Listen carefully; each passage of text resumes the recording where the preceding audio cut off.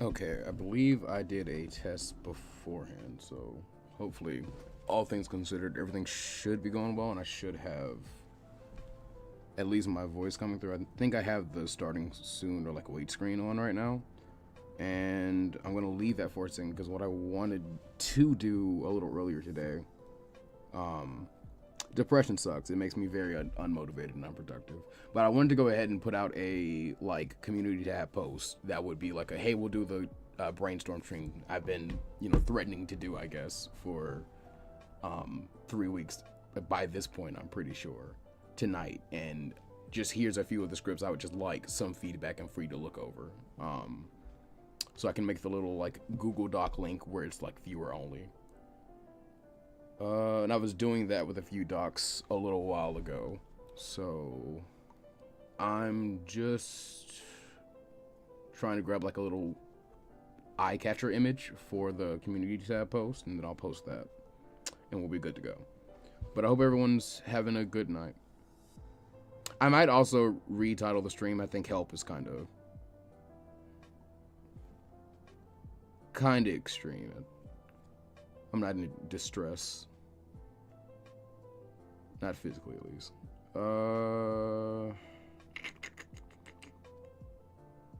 Dog, let me just type in brainstorm stream. Yeah, I'll get the same thumbnail. And we'll make it do what it do. Or no, you know what? I'll be a cheeky little bastard and I'll get a gif of Jiraiya writing. Jiraiya. Yeah, there we go.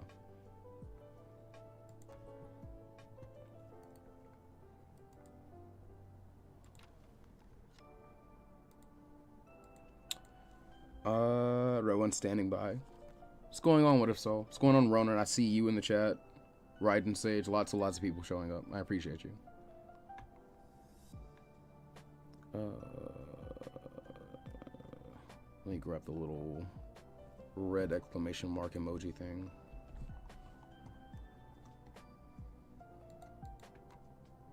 Finding it on desktop is cumbersome.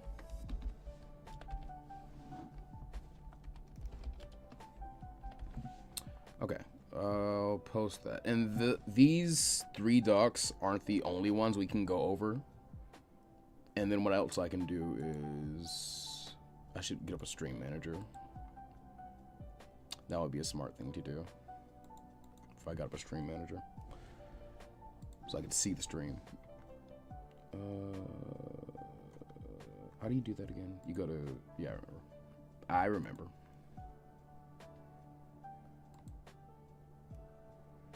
Okay, and then I can, you're pretty right, Kaito.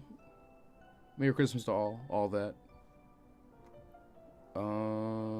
I believe one of the scripts I know one of the ones I sent was Bardock's family, so, and I can already see some people are coming in to take a look at it. So I'll stay on stream for probably a good 3 hours of my usual stream endurance, and then hopefully get some good feedback and we have some good hearty discussion, I guess. This is the best I can hope for right now. But that's Bardock right there, and I was gonna post that here. So this is one of our docs. I have Early Time Chamber, I have Hinata pulled up, I have Pigaro pulled up. There's stuff I can go ahead and make docs for. The main like goal with this, let me also do something different because I know the starting stream soon thing is probably gonna kill us. Putting us to the void probably isn't smart. I'm like a mess right now, so I'd rather not use cam. Also, I can't see chat on the wait screen. I might just throw something else as like an image on the wait screen. We'll do this.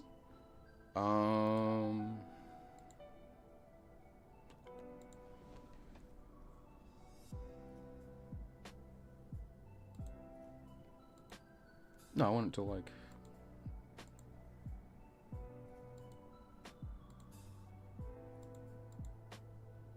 Okay. Now it's letting me do stuff.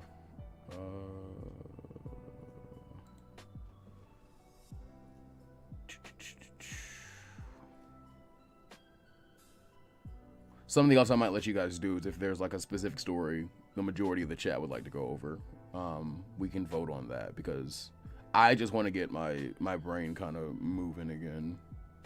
I'm very stagnant and not really getting stuff done.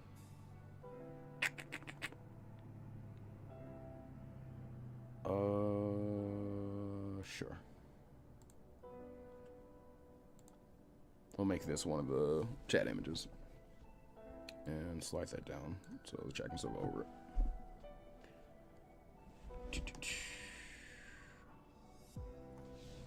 Nice to change my name from Seljin to Raizaka. I do remember you usually because you have that signature greeting to me. Yipri.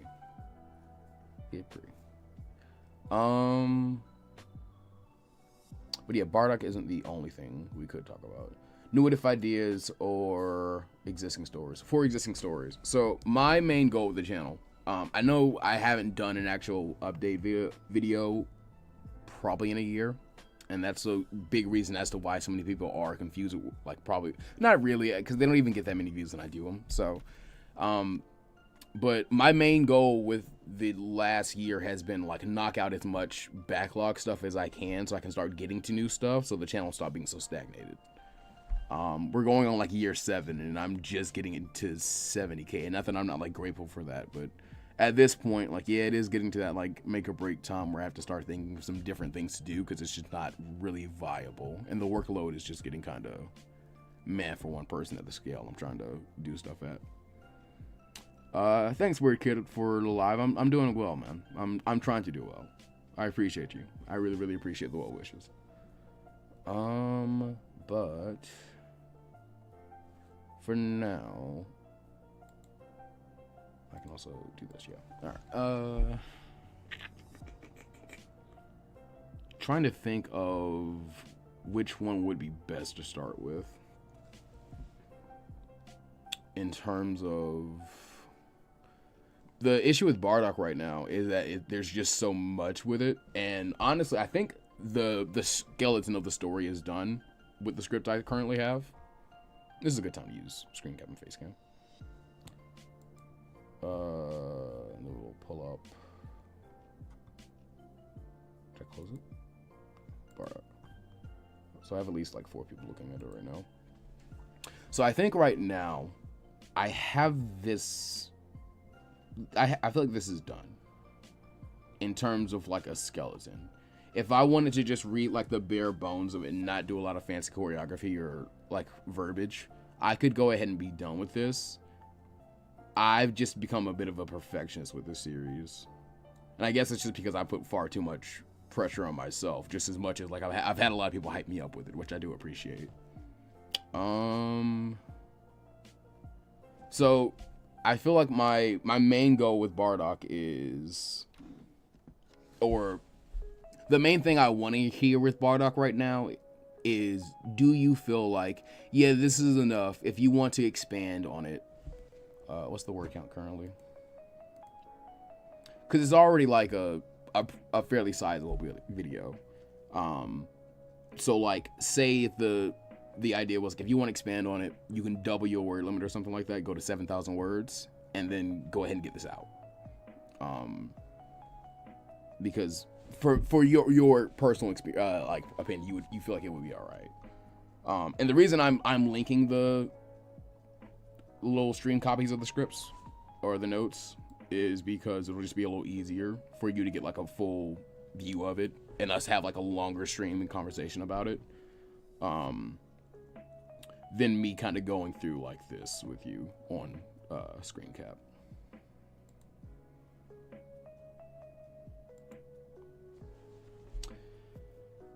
Okay, I'm reading chat again. I would help, but I just started my D&D and we about to fight Turtles and Vegeta. Good luck with your roles. I hope everything comes out well for you guys. Just wanted to say that I think you have the most well-crafted what ifs on YouTube. I appreciate that. Motion, time for some motion. Spitting ideas with others is a big help. I know from recent experience. Yeah, that's usually the thing that helps me the most, for sure, I would say. Hello? Hi. IDK if this helped, but whenever I get writer's block, I play D&D. I do have some D&D games thought up right now. I have some campaigns of my own that I kind of want to DM thought up right now. And that's something I wanted to have some freedom to do at the end of the year, but I probably wouldn't be able to do it and then come out like at the beginning of 2025 looking too good for it. Have you read D. Gray Man? I have not. That I have not done Sky Dragon.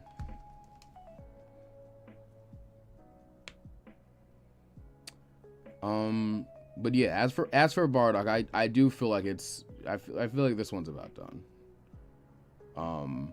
It just kind of comes down to, do I need to rein myself in and just keep moving? Because I know something else a lot of people are worried about is like, okay, at some point this is going to be a 45-point story and you'll only be in like late Z era. I think that is a bit of an over exaggeration, because I'm already about to get you to Frieza if you'll just relax, and it'll probably be like early 20s. You know, it probably won't be that bad. And I'm saying like when we're done with Frieza and moving on and doing like some of the stuff I'm really, really excited to do with the story. Rewatch the anime, that will help. I have been doing that. For every one of the 0.5 parts, or the story, or the movie parts in Bardock, I have done a rewatch of the movies. Like if I'd only seen one in one language before, I've been watching it in the other, just to give myself another reason to watch it in that way. Watching any animes right now, I hear Dandadan is getting pretty popular. I started reading Dandadan before the anime aired, just because I expected the season probably wouldn't cover as much stuff as I'd be interested in seeing. And I have been really enjoying it. But yeah, I'm not lacking for like watching anime. That's one of the things like right now, at least for this story, I'm not really lacking at like an inspiration for things to do with it. I think right now I'm kind of overloaded with that stuff. Could be 100 parts. I think that would be great. The issue with that comes down to like, can I sell that like full story in like one package and not get ravaged by the algorithm? I would long to be my own kind of Quentin reviews, but I'm not sure if the content would be that interesting to everybody. Honestly, as long as you think it's good now, you shouldn't add more, being a bit more bare bones, as long as you're not stressing yourself out. That is another good perspective, because I have done, I don't want to say more with less than this, but I have been able to like ad lib things before and do pretty well with just like a bare bones of what I'm trying to go for. So yeah, that's not a bad way to look at it. The issue with that though is if I leave it here, and I do leave myself that room, because if I ad lib without like typing, it'll be less than me like trying to type everything out that I have in my head. But then it'll make making my my subtitles later on a lot harder. Also, sustaining a series for too many parts can drain. I need to read the other form of chat. It'll be easier. Can put a drain on you just seeing it going on and wondering if you're being tight enough or if you're too loose. I mean, yeah, that's not incorrect either. If you want to make the story short, you can skip the part of the story that would good, mostly the same. That's also true. Also, hello, Armando Espinosa the third, I assume. Yeah, I don't think we'll be doing 100 parts, but it might be a 50-part story. You might not be wrong about that. And I have thought about like, okay, should there be a point in time where I cut it, kind of like I've seen Moscow do with some of his stuff, where like the What If Shinron Became a Z Fighter story is technically one story, but there's a point in it where Moscow designated like, okay, this should be the designation where like this is a different chapter of the story, and by that metric, I'm going to give it a new name and kind of a new starting point. So I thought at some point, like, could I do What If Bardock's family escaped together and do What If Bardock's family fought together or ascended together or went super together or something like that. I thought about stuff like that because I'm going to try it with hybrid Saiyans. That's something else I should have been thinking about a little while ago. That's another thing I could technically do a part of. But I'm trying to not like, and it would technically be a new story. So that's the issue with that. Well, it's not a new story, but it's a new like ongoing thing I would have to worry about. What if Bardock's family led the Z Fighters? Yeah, what if Bardock's family became Z Fighters? The way I could do it. And I mean, thinking of a name for something like that isn't really the issue. It's more of, is that really more work than just going ahead with what I'm doing so far? Because we're 23 parts in right now. And in my defense, with the 23 parts, it is just as much the prologue stuff of early Dragon Ball as it is just Dragon Ball. So like you still have the events of like Bardock, father of Goku, in there in a lot of ways, just as much as you have the events of the Planet Cereal raid stuff.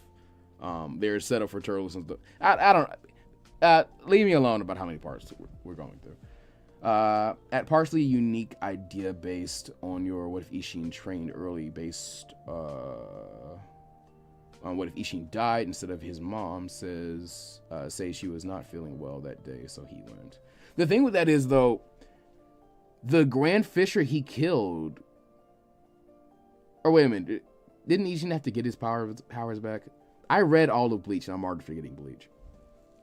I read all of Bleach 4 years ago though. The early DB parts were still heat. Yeah, that was the other thing. I was trying to make them still fun. There's movies in there. Leave me alone. Let me also share some other, because I don't know if I have any of their other.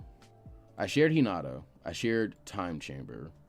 I have a script for Zabuza made up if anybody wants to look over Zabuza. What I have for Zabuza so far.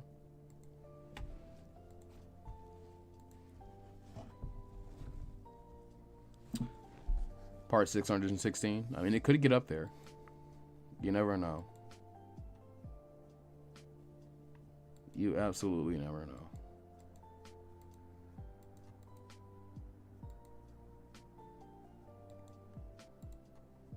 But I do hear the why do I not know how to speak it all of a sudden?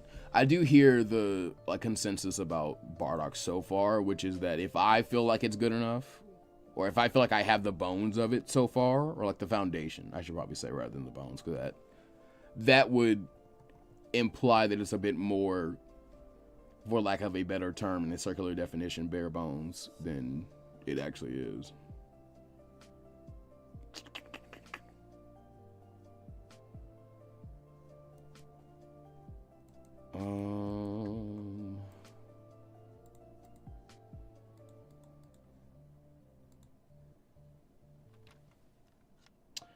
If I remember correctly, Ishin's power was reawakened by Ichigo unlocking his own hollow abilities.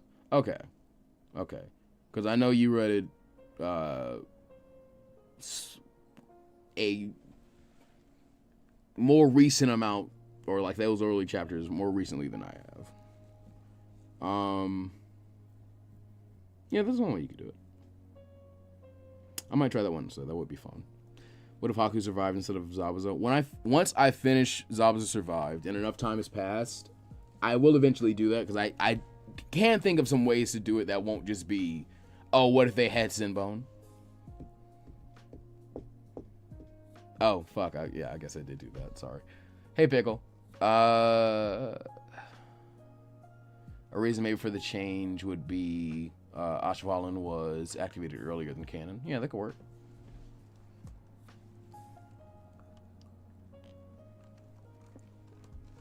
Are you getting enough sleep? You sound drained. I'll be honest, since college, I haven't really known what enough sleep is. There's too much sleep now, and there's like, that's good enough.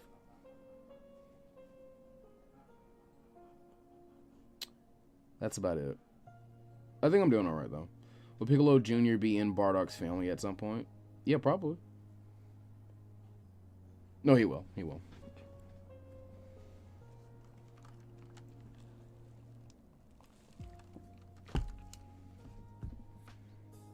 Yeah, the idea of me sounding or like that feeling of me sounding drained you might be getting is more me just not being kind of performative, or not that I'm not being performative, because I am technically still kind of being performative now, but not like having a prepared script and having a lot of confidence and energy and emotiveness.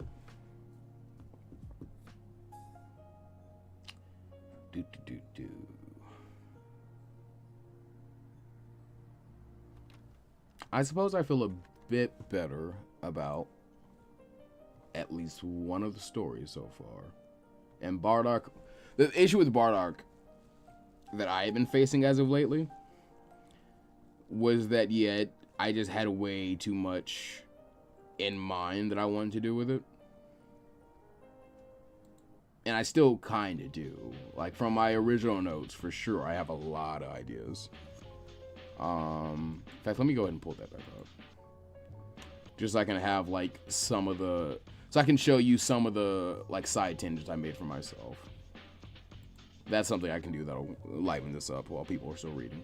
So, like, around the beginning, one thing I knew I should probably do is, like, put a little more emphasis on the debate and then the explanation of, like, why Bardock would want to change his wish and, like, what the reason for that is and why that kind of sets up the next major arc of the story. I also have to decide if I'm deleting this stream or leaving it up in the old live. I mean, people don't watch them, so I can just leave it up. It'll be fine.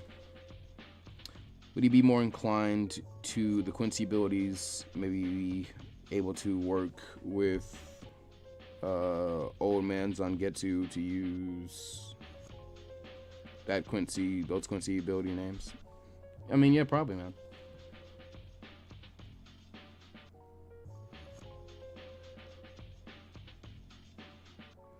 I mean, well, yeah, I'll leave it there. I don't have to explain any further.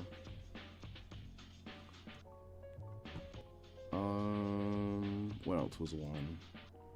Yeah, I showed Bardock debating. I wanted to have a little moment of the Z Fighters, like, gathering together before the Crusher Corps get back, and then I wanted to kind of expand on that some more, because it felt like it could be a kind of a fun moment. Just a little more description to the setting. Little moments of banter and reflection, stuff like that. Is the heaters going to be neutral, good, or the same? You'll see. There's some stuff that I'm comfortable revealing it with this next part, at least in, like, showing you a script or, like, an early version of a script, especially since so few people on streams. So again, to the 30 people who are currently watching, I appreciate you. Please hit the like button if you wouldn't mind. It's like a small thing, and I know I don't sound like I'm all too happy, and doing that robotic stuff is kind of fake and phony, but it does help, and it puts more eyes on the stream, and in this instance, that's more people who could possibly help.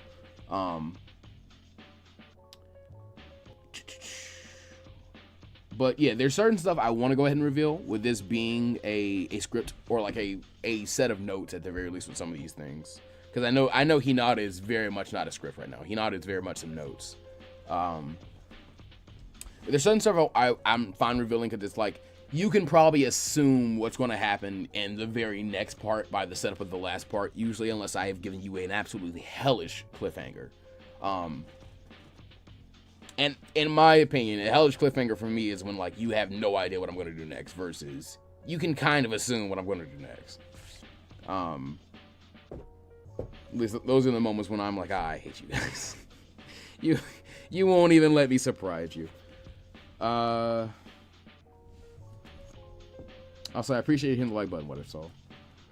I like how you're taking more liberties with your what ifs, makes them feel like new fresh stories. I am trying to do that.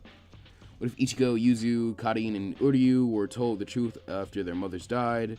What if Aizen... That's pretty much the short I just did. So I feel like between the Bleach what if suggestions I've gotten so far, we're realizing Ichigo and the children pretty much immediately affected by what's her name, Masaki Kurosaki and Kanae Ishida's death being informed of like the real reason why that happened probably comes about a lot sooner. I feel like that's kind of like a not a universal, but that is probably going to be a very common like ripple effect you'll see in some Bleach What Ifs, especially if it's like we're going to do something earlier in the timeline that affects Ichigo. What if Ukiura mastered Segunda Etapa, the Brave Souls form?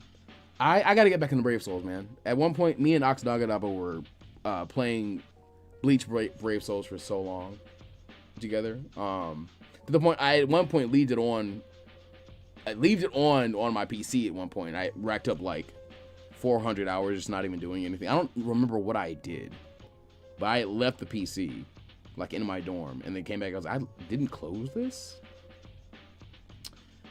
What if Kenpachi Kuryoshiki joined the Royal Guard? What if I'll do more Bleach What Ifs eventually. Please don't spam chat with the like suggestions for new What Ifs, because currently right now, the thing I said at the beginning of the stream is I'm not starting in like major mainline stuff new. I might do some of them as shorts. That's the best you're gonna get out of me, and same to Kaioshin. And I know you because you stick around the channel and you do this a lot. I'm saying this to you now. That's the best you're gonna get at me right now. So yeah, please. Appreciate you.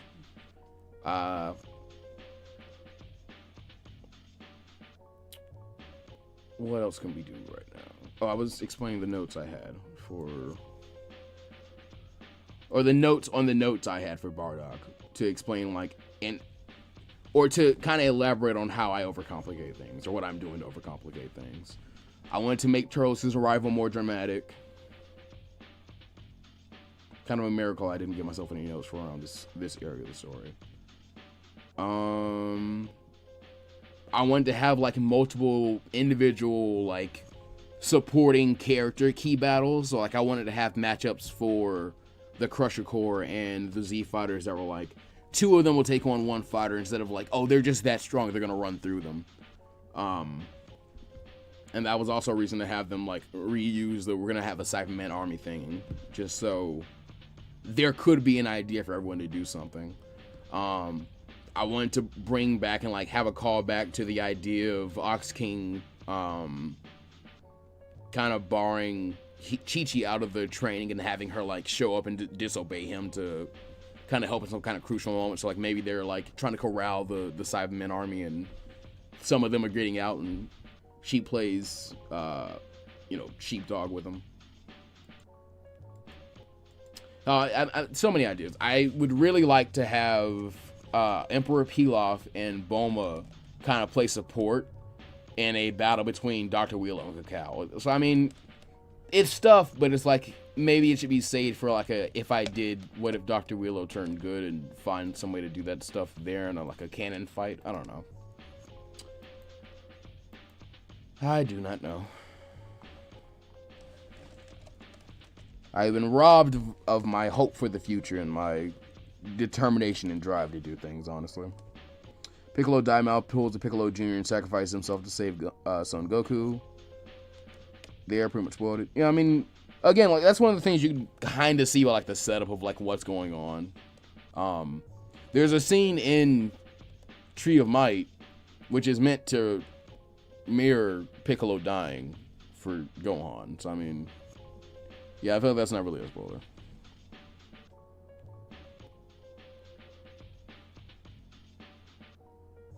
Will the rest of the movie villains from Cooler to Hirudegarn be in Bardock's family as well? Yeah, I've already kind of locked myself into doing it, so I'm going to find ways. Cooler for sure will be in there, because I have some... I'll go ahead and spoil it. Chilled is going to be in Bardock's family. I'm going to use Chilled. I'm going to for sure be using Chilled.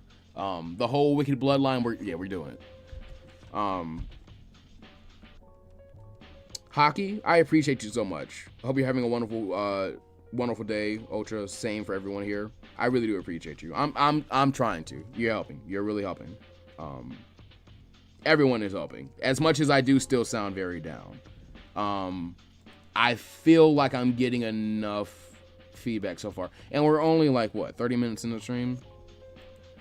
These are 3,000 word scripts in some cases, and then like fairly detailed notes in other cases. So I feel like it's going to take me a while to get feedback on everything. I just sent Zabuza in. I don't know if I see anybody on Zabuza yet. Wait. I think I know why I don't see anybody on Zabuza. Zabuza has to. I bet it's going to be restricted, isn't it? It is. It is. And somebody already requested to review it. I'm sorry. Okay, I'm going to re-share the link for Zabuza so everyone can look at it the same way we're doing this. And then I'll go ahead and... Did I do Pigaro already? Let me check. I'll throw Pigaro on as well, just in case anybody wants to see it. Though, I might save that for like a members exclusive stream. That might be what we do. Who's your favorite DBZ movie villain? Honestly, that's really hard. Let me think on that. Me as a Yamcha fan would like to see an extension of your short about what if Yamcha raised Goku. I originally drafted that as a mainline story, and I've actually suggested it to a bunch of people. So, hopefully I get around to it someday, and or somebody else gets to try it. I think that would be very, very fun.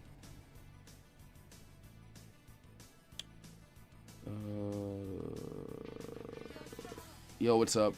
How's everyone doing? I'm doing good, Captain, so it's nice to see you here. I have posted a community tab post.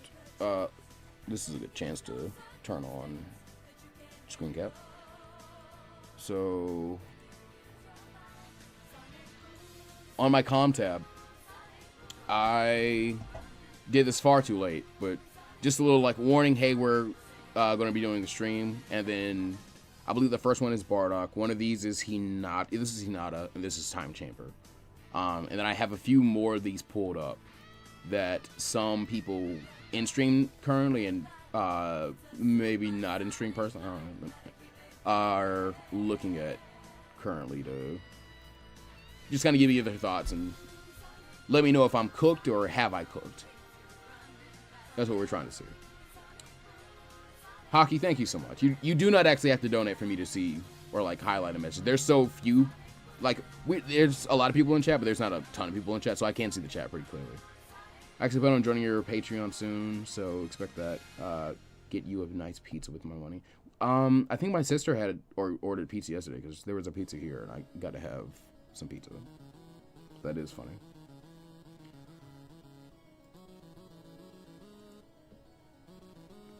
Who's your favorite out of the big three? Well, I guess there is no new big three, and we can't really make another one. One Piece, because it's still well, I mean, Naruto's still going. It's probably Naruto. It probably goes Naruto, One Piece. No, I don't have a favorite. They're all amazing. They're all amazing. And I like them as much as I like Dragon Ball, honestly. I just haven't really been able to express that through the channel as much. Because I am that kind of like old head anime fan. I feel like where like shonen stuff is what I'll usually be talking about, and then it's big three, like very much Dragon Ball inspired shonen stuff is what I'll be talking about. If Raditz / Son Gojo and Granola / Sonemu have kids, what would their names be? Honestly, they might be the Earthling names they took, because at that point they would just be done using their. Once we're done with Frieza, I'll probably never refer to them as those names again, honestly. In a lot of context, unless we go back to the World Tournament, then I'll probably give them those names back, because it'll be the same rules that Piccolo apply to Piccolo. Like when you use them in the games, they always use Ma Junior. Okay, I'll be sure to take a look at them. I appreciate that. Yeah, all eyes on those. I can get the better, because I don't know how long I'll leave that. Well, we'll see. I might just leave it up, because once the parts are out, they won't really be relevant anymore. So, and I don't really like having like deleted content on the channel. It makes little gaps that I don't really. They kind of mess with my OCD that I'm not sure is actually there. Not sure like main character. Okay, I got you. Between Naruto, Luffy, and Ichigo. Well, that's different. Ichigo is such a different kind of protagonist. He kind of gets pushed up. And then the same kind of goes for Luffy. But just as much as it's... Well, no, I've actually read a lot of protagonists like Naruto, but I feel like that's said since I've read Naruto, whereas I haven't read a lot of protagonists like Luffy. But that's also because Luffy is in a very specific circumstance where you could have a Luffy. A character like Luffy is very hard to write. Like, Ed from Cowboy Bebop is probably the closest thing I could give you to here's a Luffy in a different setting. You know what I'm saying? If Luffy and Ed had to trade places, I feel like Ed could become king of the pirates. Do you get the vibe I'm going for here? So in terms of just uniqueness, that does make that a very hard choice. But yeah, Ichigo has such a unique personality that I feel like it's not even just unique, it's something that is unique that you could probably latch on to, because I feel like most people go through the experience of having and he's also presented to a shonen battle manga audience as an older character. Maturity is a big selling point of the manga, I would say. So I feel like most people go through the experience of having somebody who they look up to, whether it be a parent, an older sibling, an older classmate, an older teammate if you played sports, and especially in high school you could be a freshman and have a senior or somebody over you. Or it's not even you look up to them, because I feel like that can be taken kind of sometimes a cringy sense, but it's that is somebody who you admire in one of the most genuine senses of the word. When I think of this person, they make me want to do better and be better. I feel like that is the exact core that Ichigo hits home on, because Yuzu and Karin are the ones who are more the typical shonen age. So their view of Ichigo is very much our view of Ichigo, especially if you're coming into it around the age that I did, where it's I'm waking up on Saturday mornings when or Sunday mornings on Toonami when it's coming on. So yeah, it probably goes Ichigo. There's a very tough battle for 2, because I do love Naruto. I can criticize Naruto a lot as a character, but I can also go to bat for Naruto a lot as a character. Kind of curious what makes Luffy hard to write. I do not know a lot about One Piece aside from some basic stuff. I wouldn't say it makes him hard to write. I would say Luffy is a very the way Oda describes it is he doesn't write Luffy. Luffy dictates what he's gonna do. Luffy came out of Oda's brain and has transcended Oda, is how Oda describes it. That is somewhat of a portmanteau, but that is pretty much how he talks about it in SBS corners, or the little ends of chapter stuff. You ever watch Shaman King? I have. I ended up watching the remake. I feel like I was at the age where I should have for sure seen some Shaman King on Jetix, but I don't really remember the original that much. I really don't remember that much. I'm sorry, I missed Goggle Gear. You make the best Naruto what ifs. You inspired me to write my own Naruto what if, where Naruto graduates early. He ends up with Yamato, Yakumo, and Itachi as his teammates. I outlined the bell test so far. That sounds really cool. I hope that comes out well. JetX, that's a name I haven't heard in years. I probably should have taken that name for my channel, honestly. JetX was such a I cannot harp about JetX enough. I know we're very off topic now, but there's still people reading scripts, so I can buy time. JetX was such a it had so many television blocks that it had all of the Disney era of Power Rangers, which was all my favorite seasons of Power Rangers, even the ones which I didn't love, because usually with me, when it comes to Power Rangers and Zords, I'm gonna like the teams that are themed around animals or dinosaurs a lot more than I'm gonna like the ones that are around race cars and dump trucks, you know? So I came up around Operation Overdrive was one of the ones. I did vibe with Operation Overdrive uniquely. SPD is so classic. I can't hate on SPD.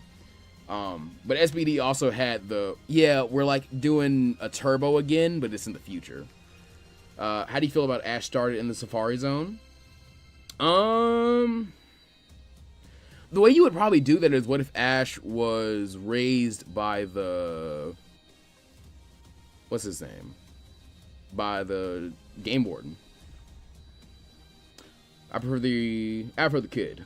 I appreciate you. I prefer the original because I think it gets tone and pacing down, but the remake has more canon.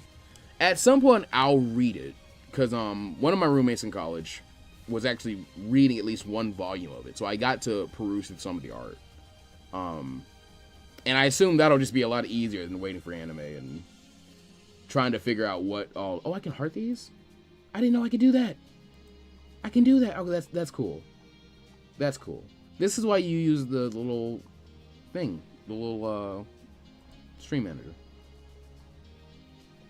Dino Thunder was best of the Disney era. Ronan, how are you like my older brother, but like we are not related? Yes, it was. Dino Thunder is exactly the like Disney era Power Ranger that came out like when I was like in the exact age group to be like, yeah, I'll be a Power Ranger fan forever. This is me. Dino Thunder and SPD were, and they came back to back. You got Dino Thunder, you got SPD. Yeah, manga is way better. It usually is for like getting the core of a series, and then I feel like watching an anime after having read the manga, even though you're going to be spoiled, is kind of rewarding, just because you can engage in so many conversations. I feel like, and you can enjoy it on so many levels, and I don't know. So that is why I've been enjoying Dandadan as well. It's because I've been able to like, I know what's going to happen, but still, I'm singing the Dino Thunder theme now. There is a very embarrassing story about me, plus Riz, plus the Power Rangers Dino Thunder theme. And that's all I'll leave you with. Me plus trying to woo a woman, plus Power Rangers Dino Thunder. Blasphemy Ninja Storm is peak. Same with Jungle Fury. You've just named like two of my other favorite seasons. I really need to get with Dex Comics and do some Power Ranger stuff. I've also been on such a Power Rangers kick like the last, because it is the 30th anniversary, isn't it?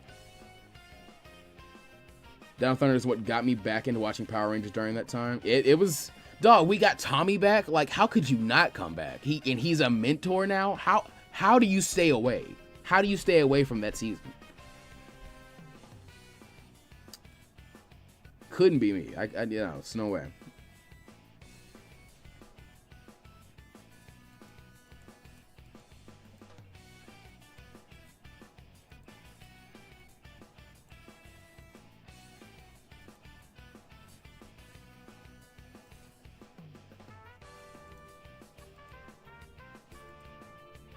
I saw a Wild Force mention. Wild Force is my first PR team, but Dino Thunder was GOAT. Wild Force wasn't my first. Wild Force was the first one I went back to and was like, oh my god, how did I miss this one? Because number one, I'm a Leo, so I love lions. So Red Lion is just hype. Red Lion is one of my favorite Zords. I need to rewatch Kamen Rider. I need to watch more Kamen Rider. I need to watch more Tokusatsu in general. I do really vibe with Jungle Fury. Casey is probably my favorite Red Ranger if I really sit there and think about it. So right now I'm a bit into Zabuza Survived, and one concept I'd like to see personally is Zabuza's reaction to Yagura, and maybe him discovering the Kage he once feared was actually a puppet. I swear to God that should be in those notes. I swear to God that should be literally in these notes. Because the way we're gonna do I just thought of something else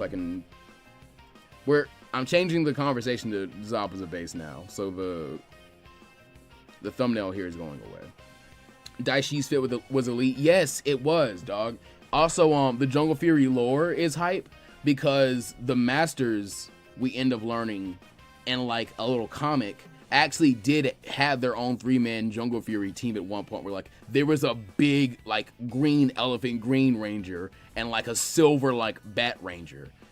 Because honestly, well, yeah, it's either black or silver, because I suppose if we were going to use like old terminology, Daishi, if he got a color, would be gold, like in Zio. Rest in peace, Black Ranger. We all know what happened with Tommy Oliver. I'm not going to say anything else. Yeah, R.I.P. JDF. R.I.P. JDF. Gone far, far too soon. What was I grabbing? I was grabbing that image of Zabuza I just got. The really, really sick one.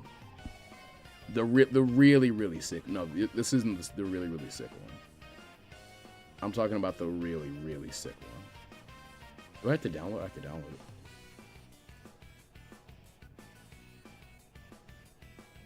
Gotta download it.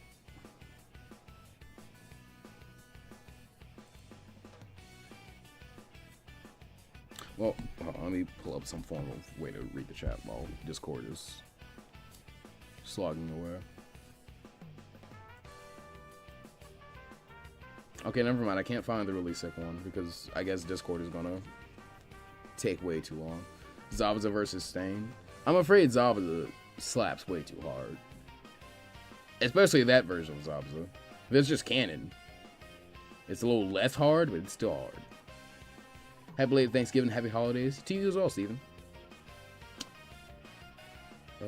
Green Ranger all the way. You are right. You are right about that. Casey, a top 2 Red Ranger for sure. Yeah. Oh, yeah, easily, Hockey. Easy. Casey's journey's for sure, like, one of the best Red. Because usually Reds are, like, presented as, like, very, very hyper competent.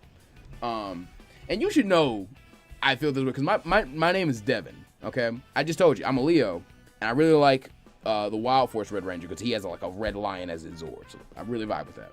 I really... the Red Ranger of Beast Morphers has my name. So, I mean, there you go. Also a cheetah. I like cheetahs. Cheetahs are cool.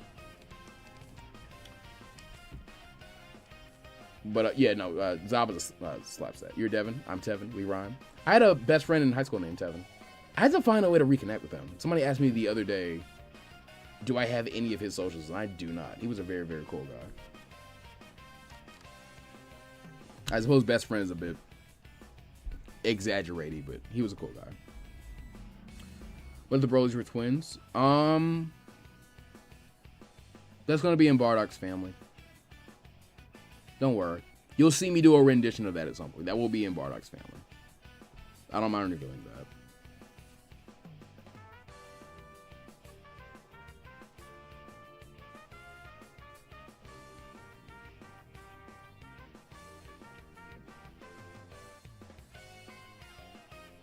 Ninja Storm was the best Ranger one, and it does suck that they didn't have it. Multiple things have kind of soured Ninja Storm in hindsight, but I do still really enjoy Ninja Storm. At some point, I'm going to just watch the Sentai season of, like, the Ninja Storm is based off of, because I know that there's also a movie with some exclusive stuff in it that I want to see. Personally, I'm a big fan of Big Ten, original, not the reboots. Here as well. School sucked for me, not gonna lie. Well, high school days, that is. Mine weren't great, but no, they sucked as well. I don't think most people enjoy high school, especially like in hindsight. I think there's a lot of stuff you look back on and you're like, I either don't like something that was done to me or I don't like something I did to somebody else. In my case, both, I feel. I'm pretty sure we all heard about Frankie's voice actor leaving, so if I was drinking cool, I would drink it slow. Cola.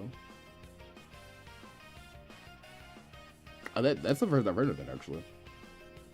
What if Adam stayed as part of a team when he came back in space, but he used Zoe or Turbo Green? Or Zeo or Turbo Green? That's pretty interesting, because we do have that episode where he comes back, and he expresses, like, wanting to have stayed a Ranger. I think it would be interesting if he just snuck on with the original, like, Broken Mastodon coin. Because there might be something you can do in space with that. Sucks that Georgia funding, especially in my area for schools, sucked bad. Yeah, you're speaking to the wire, bud. Exact same situation. Not an author, but some advice I heard for writer's block is to just write as much as you can, not even necessarily stuff you plan to publish, but just get as much shit onto paper until it flows again. I've tried it before. Hot take, but Doggy from SPD would win in a fight against Tommy. I think it depends very strictly on which one, because if it's like the last one we've seen in Power Rangers, like, main canon, like, in the shows, where, like, he's able to just transform into different Ranger forms with just, like, a Neomorpher. That's a little iffy. That might be a good scrap. But no, you are right. Doggy Kruger is an absolute, like, I'm not being ironic, a beast. Number one. Shadow Ranger. Not even a color. He transcended colors in, like, the the power thing. Doesn't even need it. He has that feat of like, what was it, like defeat 100 like minions in like X amount of time to save Kitty, Cat, or the, and then she became a ranger too. SPD is really good. SPD is really good. Okay. Good news is I was able to get the really sick image of Zabuza I wanted to get. So I am now, I have to become happy. At least a bit happier.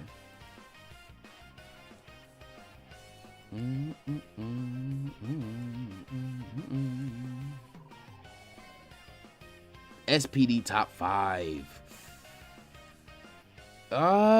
Yeah, I'll give that. I'll give SPD top 5 for sure. I keep uploading these over the chat, and I don't mean to.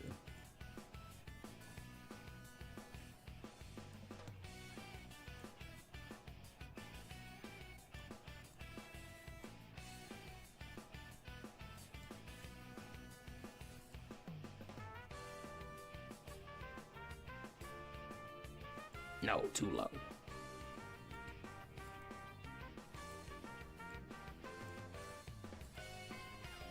Oh, if I do it that way. I suppose he was rendered covered by the chat, and his sickness is not appreciated.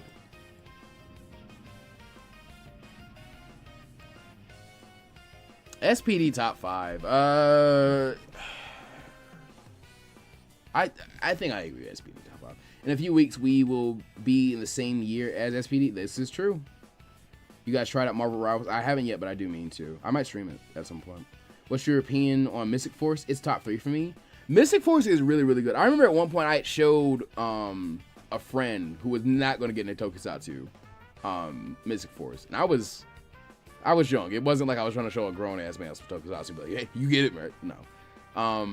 Not that I'm not a grown-ass man enjoying Tokusatsu, but I remember I had like said about the Red Ranger in that season, like one of the ways you can always tell somebody's like gonna be a good Red Ranger and it's gonna be a fun sequence with a lot of good choreography is if they're doing a lot of fun improvisational stuff at the beginning without necessarily having like a ton of experience or training under their belt. Nick is the Red Ranger, that's his name. Also, Korag. No, you're right. Mystic Force is top 3. I think that's fair. Korag alone kind of puts Mystic Force at top 3. Korag alone, and then there being an entire episode, which is just, this is going to be a clip show, like flashback episode. However, we're going to present it as like a trial for this character. Yeah, you're right. You're right, Jay. You're right, Jay. You're right. I'll get that. Korag is like a top 10, top 5, top 3. Well, I don't know if I do top 3, but like extra Ranger characters. Like, yeah, Korag is up there. They named that boy Korag, bro. Like, that's a real like fantasy RPG name right there. Zabuza and Become Death. I cannot wait to do stuff with Ice Oni. Ice Oni is going to be so fun.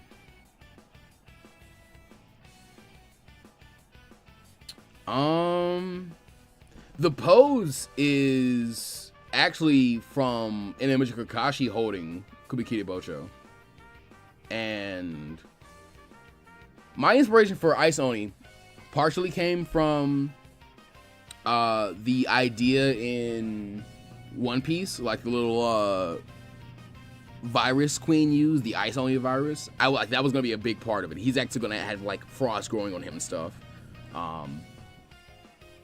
Ignoring real life actor stuff. What Jason came back in Dino Thunder and became the Triassic Ranger? What if Jason came back?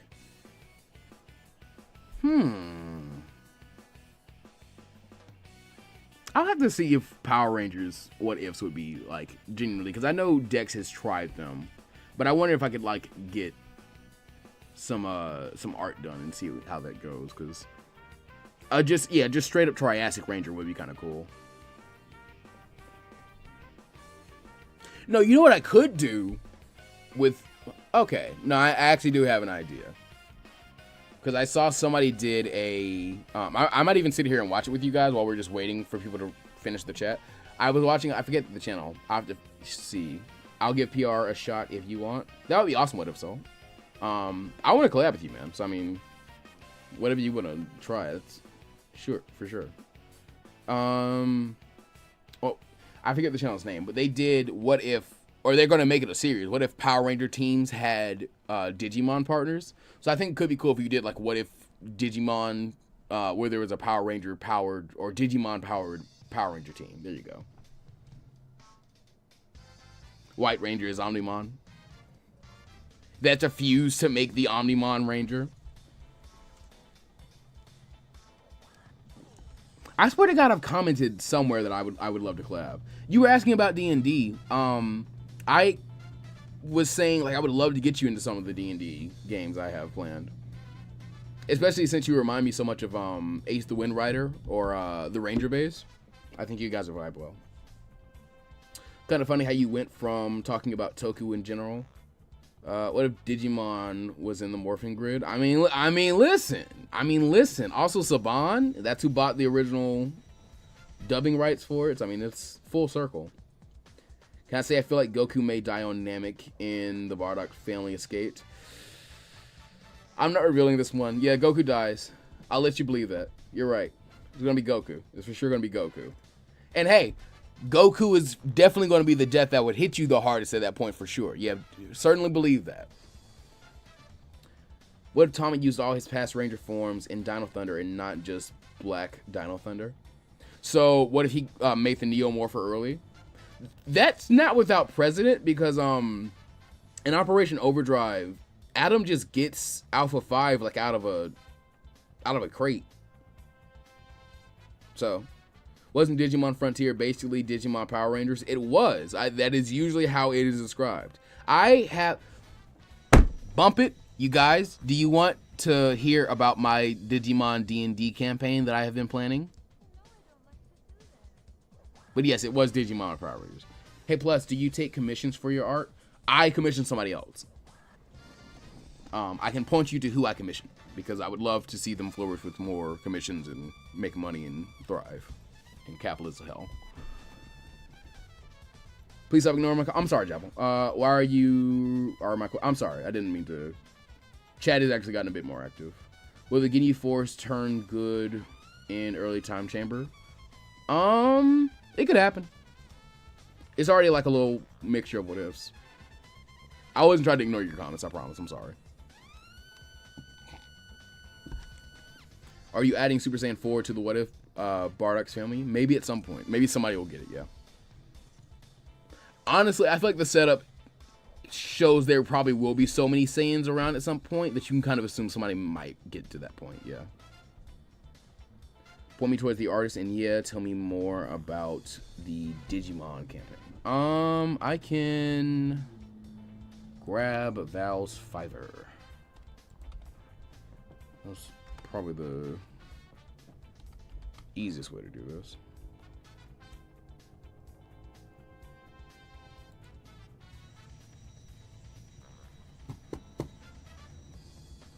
Why am I not logged into Fiverr?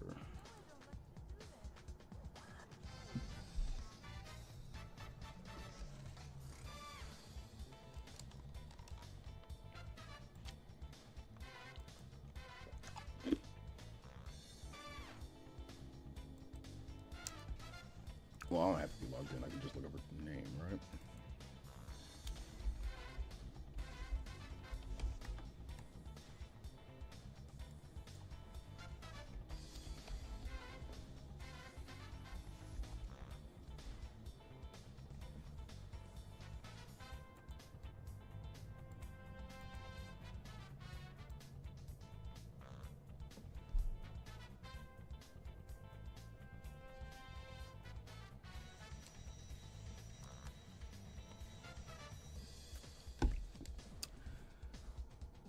Why is this taking so long to load?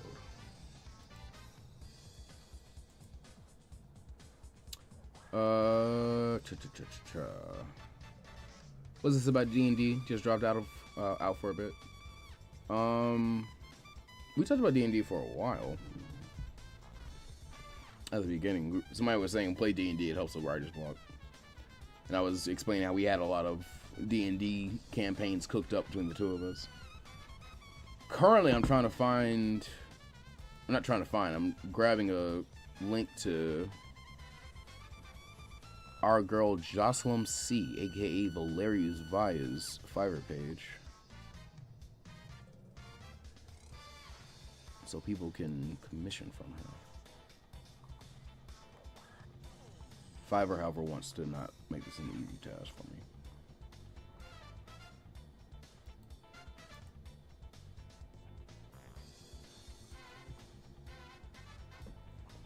And I'm looking away from chat at the moment. Maybe if I go to messages, it'll just let me open her thing.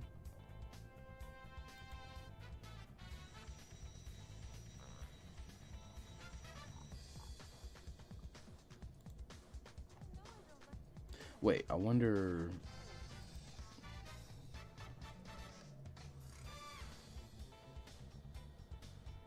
I don't. I hate life. I've come to draw no enjoyment out of drawing with anymore. Would you just cooperate?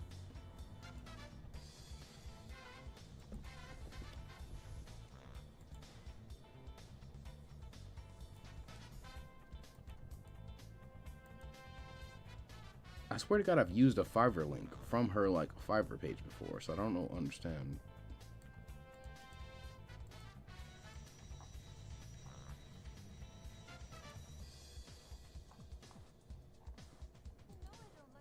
Also, I might have to remove this song from the stream save playlist because you know I don't like to do this 4 or 5 times in a row. It kind of kills you.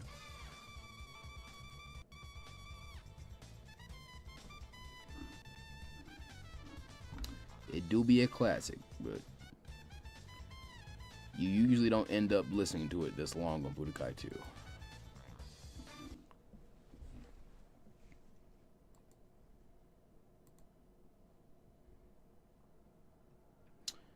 Let me catch up with chat because I've been looking away for a while. What if Kaioken and 8 Gates switched animes, and also what if they fuse the techniques? I mean, the outcome would be pretty much the same. Point me toward. Yeah, I'm trying to do that now. What are your top 5 pieces of art that you have received? That's kind of hard. Would Naruto flee to their village? I missed whatever you asked beforehand and set this up. Nice. Will there also eventually be a GT special for Bardock's family? Yes, probably. Oh yeah, plus check Discord when you get the chance. I will try to. What if Ken Kaneki? I assume you'll for later. What if Ichichi was a Saiyan? I might do that someday.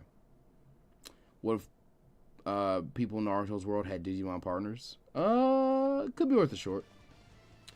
So what particular are you struggling with? Like just coming up with concepts, or is there more to it? I just joined, that's why I'm asking. No problem. Just kind of reiterate for anybody who's just joining the stream, as some people have. The basis of everything is just like I just want feedback. I don't want to go through the like issue of like I didn't think of something or some perspective on something I just missed because I was just too in my own head, and I'm probably overcomplicating things a little bit too much. What if Zalama returned and removed everyone's power and sealed the Dragon Balls away? I mean, I guess that's the story. Maybe for Ice Oni, the more ice there is, the more brittle he gets. I mean, yeah, he has to worry about frostbite. That's gonna be the drawback. Like, he is not meant to be using ice release. The way this will be coming about is at some point during the battle, kind of like Obito comes to Kakashi as a spirit and like temporarily imparts his other Sharingan onto him, and then after that he loses both Sharingan. This is going to be the culmination of Haku as well as a few other spirits like very, very heavily tied to Zabuza, aka the Seven Swordsmen and Yagura, coming to him being like, hey, Madara is behind like the plight of our village. if you really want to avenge us, this is your true chance to do it. This is why you survived. Go forth with this power, you know, that kind of thing. How strong do you think the androids will be in early time chamber? Unequivocally stronger than their canon counterparts. They'll probably have to be. Because I'm currently trying to decide if I'm doing the androids before Boo, or if Boo will have to happen before the androids. As weird as that probably sounds. Also, Cell's going to be powerful in What If Bardock suddenly escaped with Saiyan Frost Demon Muesli, or Saiyan Frost Demon Muesli, and maybe Bio Warrior in there as well. Yeah, no, this Cell is going to be a monster. That's if we even do Cell. Honestly, I'll reveal this as well. Cell might not be our in-game boss for that arc. Our in-game boss for that arc might be a Dr. Gero and like probably a younger looking body and Android 21. There might still be Cell there in some capacity. We'll see. I really like the idea of having some kind of face-off with Dr. Gero and Vami or 21 and then Gine and Bardock. I think that'd be hype. So that's why he has lightning release. It's not technically lightning release. That's more supposed to be a like ice beamy kind of like from Pokemon Ice Beam. I'm getting on track. I was trying to catch up with the chat. What's the plan for the Sonic What If you are doing? Are you planning to follow the games or the comics? I'm trying to take a little bit from like the continuities that make sense for it. We'll see. We'll see. I might end up having to return back to that just because in the state I'm kind of in right now, I need something easy to get out. And Pickle was telling me the other day that might be my easiest option to go for that. And just like a short part of that is getting something out because I really haven't done anything in a month. What do you think Dino Thunder and Ninja Storm rank among your top Power Ranger shows? Dino Thunder is up there, man. Dino Thunder is top 3 for me. Ninja Storm is maybe top. If I say top 10 is pure nostalgia bias, I'll be honest with you. Honestly, real world stuff, like knowing real world stuff that happened after the show also kind of like makes going back to watch it a bit of a downer, to be honest. So that is another reason that kind of biases my opinion.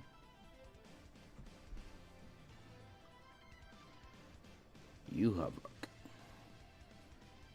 plus, what if all Nocturnus clan were good? Please respond. I think that's Warhammer lore. I feel like that's Warhammer lore. I don't know Warhammer. I'm sorry. If I remember correctly, you said before that you plan on expanding your fix beyond your usual DBZ, Naruto, and Pokemon. Any chance of you making some manhwa series, i.e. Tower of God, Lookism, solo leveling, etc.? The more manhwa I'm exposed to, the higher the likelihood of that happening. So yes, it is honestly the state I've come to now. Because if you think about it, the channel has made a lot of evolutions that's kind of like me shifting further and further to like, okay, I guess that's fine. Like originally, I don't want to be a Dragon Ball channel, but I don't want to do like one thing. So maybe I'm going to do Naruto and My Hero and Dragon Ball, since those are like some of my top, things, and I'll leave it at that. And then that's kind of it. And then we got to, okay, here's some other stuff. But I'm not going to do crossovers because I think those get kind of annoying. And then we got to, okay, I'll do crossovers, but like only in certain forms. And then we got to, okay, I'll do crossovers in other forms. However, I still will do them kind of limited, and I won't put like my whole foot in it, as they say. And then we got to, okay, I will put my whole foot in the crossover what ifs as well. However, they won't take the same kind of like, that's kind of the state we're in right now, where it's like, okay, how far will he shift? I've read more into The Zabuza Survived, and yes, you are correct. Madara does eventually reveal Obito was puppeteer. Yes, okay, I thought. If I missed that, I've made a lot of Super Slide jokes, but I would do things to myself. What if Digimon and Pokemon shared a universe? Pickle Dill's doing that. What if Goku was in Breaking Bad? I need to finish Breaking Bad, but I assume he and Jesse would get along well, and he would try and get Mr. White to beat cancer. Like he'd be like, I hear your cancer's pretty strong. Who's winning, Yuhavok and his Quincy's or Lucius and his Paladins? Lucius and his Paladins. What if Gaara and Naruto switch places? Like Gaara grew up in the Hidden Leaf and Naruto grew up in the Hidden Sand. I might do that someday. it's set up in canon, so I might for sure do that someday. I'm surprised that hasn't been like a what if like little like mini manga as or like novel if at best, as expansive as that kind of stuff has been, or hopefully continues to be. Like what we've gotten has been like expansive stuff to the actual like canon lore. We haven't gotten anything that's been like speculative of like a in lore what if, or at least not many. It sounds like a fun crossover. What was a fun crossover? Okay, Digimon. Yeah. Let me grab Pickle's video. You guys like the idea of Digimon and Pokemon, so I can shout Pickle out.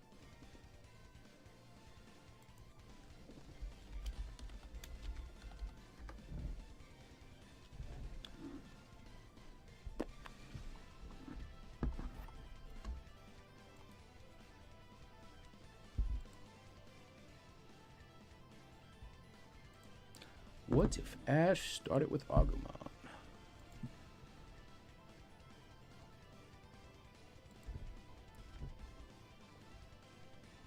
So I believe it was Hockey was asking me to link Val's stuff. I will have to figure out a way. If they're going to be joining the Discord, I can get to them that way.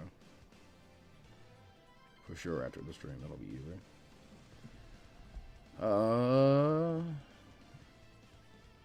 There was so much I missed in chat, and I didn't want to... Because I so seldomly have, like, double-digit viewers. I didn't want to keep missing chats. Read this part. Also said it was going to be powerful. Nice, give Mel. I read that. Also, since we talked about Team Sonic turning good, I can go ahead and make notes for it because I don't even have notes for it made up. Here on stream, we talk about it.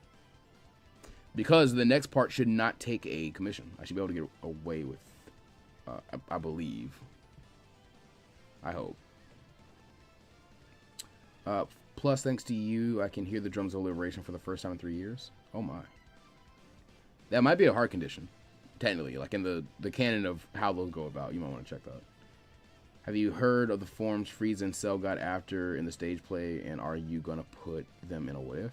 Maybe someday. I have seen those.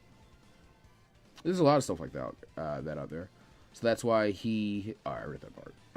If you're doing that, would you make the Executioner Blade transform, since his power is to regenerate? What if Zabuza breaks the blade and it could regenerate in a new form, similar to the others? So, well, I mean, it regenerates through his blood, and I've already kind of evolved it because, in my view, Kubi Kitabocho is like probably the most iconic Seven Swords, if you're going to be real with yourself.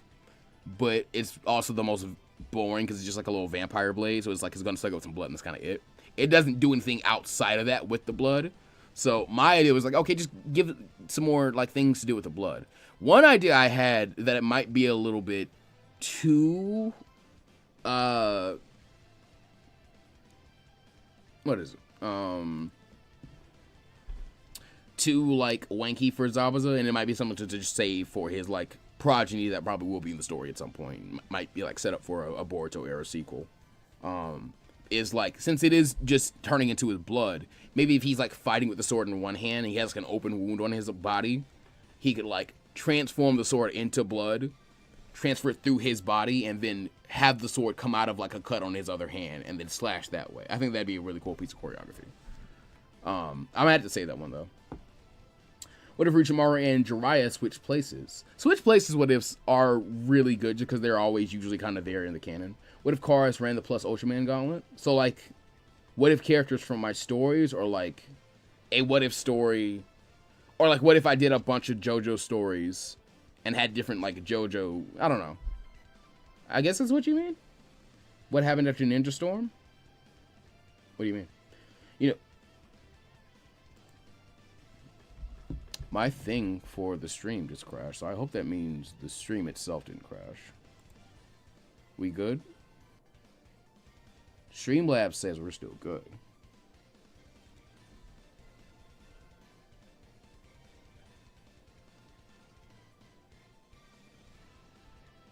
Yeah, it seems fine. That was strange.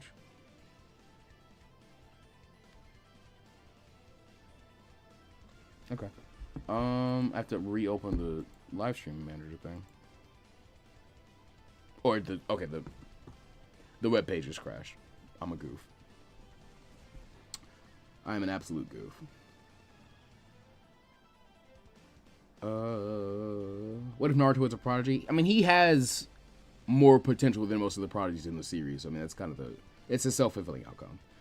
I was hoping for Bardock's family. You merge Daima Super GT into one continuity, like what's being done with the movies, just to allow for more bosses for the next gen to fight.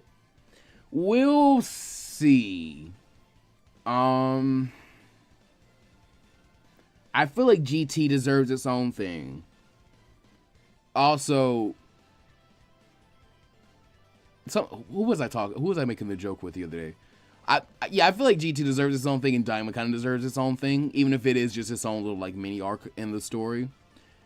And the joke I made was, I am perfectly willing to get 2 different versions of Kid Bardock done. You think I'm not, but I am.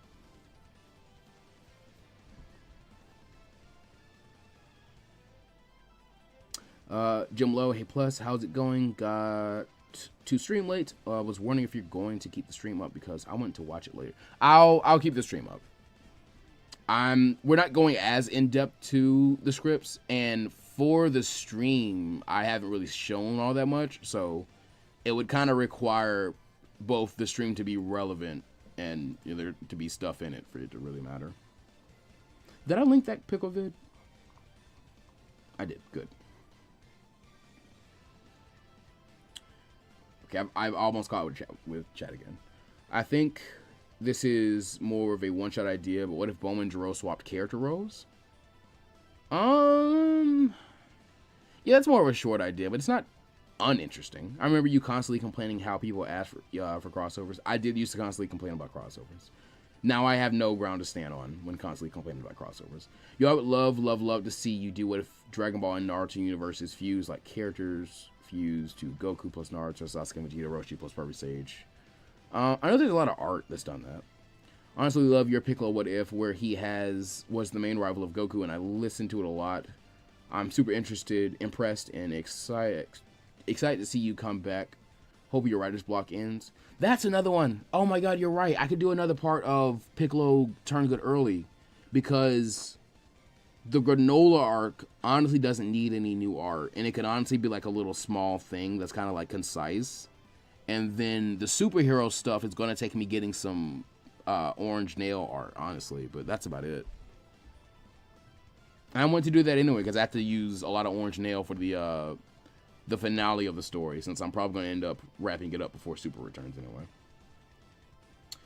Yeah, just send it to my Discord. All right, bet. What if Ken Kaneki was reborn with all memories and powers? That could be a short. I know you sort of covered this in your What If They Were Reincarnated series, but how much stronger do you think Gaara would have been if he had Shukaku still and was working with each other? I mean, it might be glazed, but I feel like he gets his own chakra mode. I'll be honest. What if Plus and What If Soul had a battle stage scripted? I feel like I have to give you the you can't lose a fight clause they have in like Fast and Furious movies. I'm talking about Nocturnus Clan is from video. Oh, Dark Brotherhood. Okay.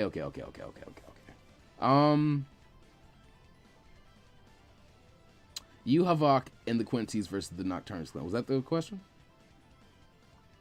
Oh, I'm not caught up in chat at all. Oh god. It was in My Hero or Naruto. I feel like those kinds of stories are better done as D&D. I really do. I really do.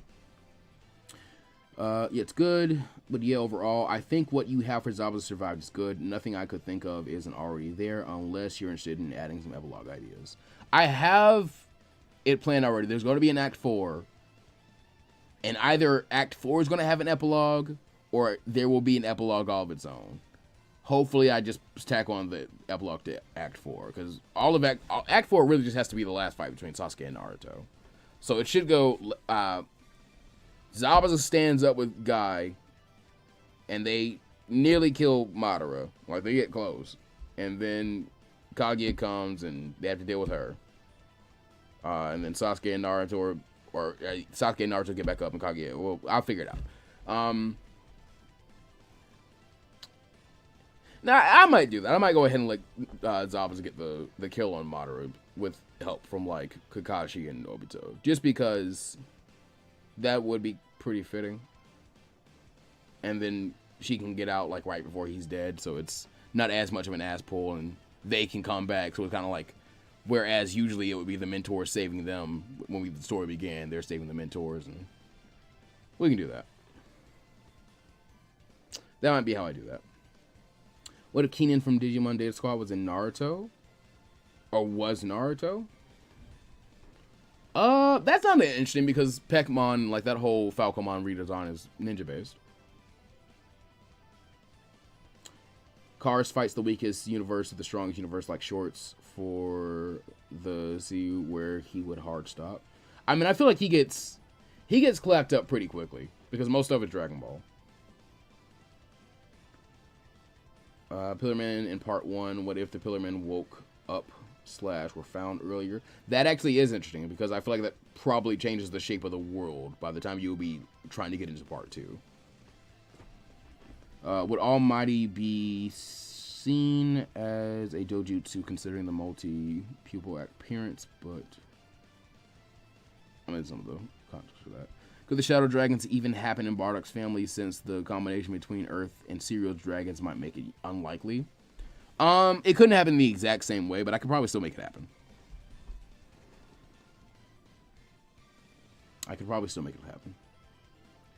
Also, no problem without keeping the stream up. What if Bleach's heaven invaded Naruto after the war arc, like Ichigo and Naruto team up or fight each other? That's not a bad way to do a crossover story if you had to do one. I might do this like my next April Fools.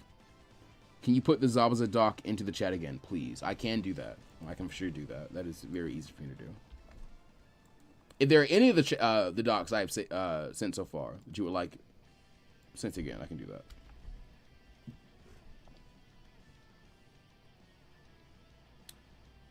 If you ever do another MHA fic, an idea I have is what if Deku was an alchemist like from MHA? And I don't mean a quirk. I mean like it is real if obscure science in the world, but it's up to you. That could be a fun way to do it. I personally am kind of sick of the... I came across a channel the other day that was like speculative like power system kind of mechanics and like study of that stuff. And what the guy was doing was making different characters' abilities in different stories. So what he was doing was I'm gonna make Ichigo with Nin. I'm gonna make Goku an autonomous Ultra Instinct with Nin. Like those kind of ideas. I think that's a more interesting challenge than just here's straight up you have the ability in a different verse. But yeah, in that instance, because the way alchemy is in actual science and like a practice one can study in its verse, I do feel like that is a good reason to go that way. But I mean, that also just kind of begs the question of like, okay, but at that point you're just doing a crossover. Just like go ahead and just do My Hero and Full Metal.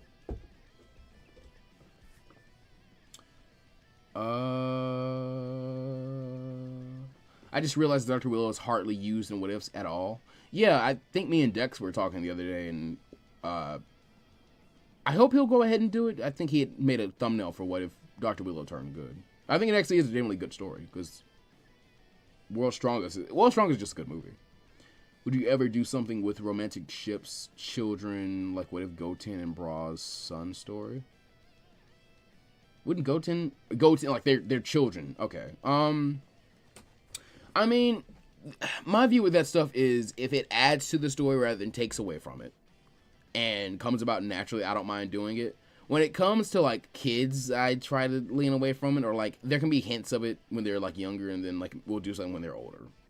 That's more quote unquote explicit, but not really explicit. You know, I will leave writing like lemon fan fictions to you guys if you so choose to. You could also have Kubikiri Bocho start speaking to Zabuza kind of like Kenpachi's sword, and he starts to fuse with his blade, i.e. he and his blade will fuse so he can form the blade on his body.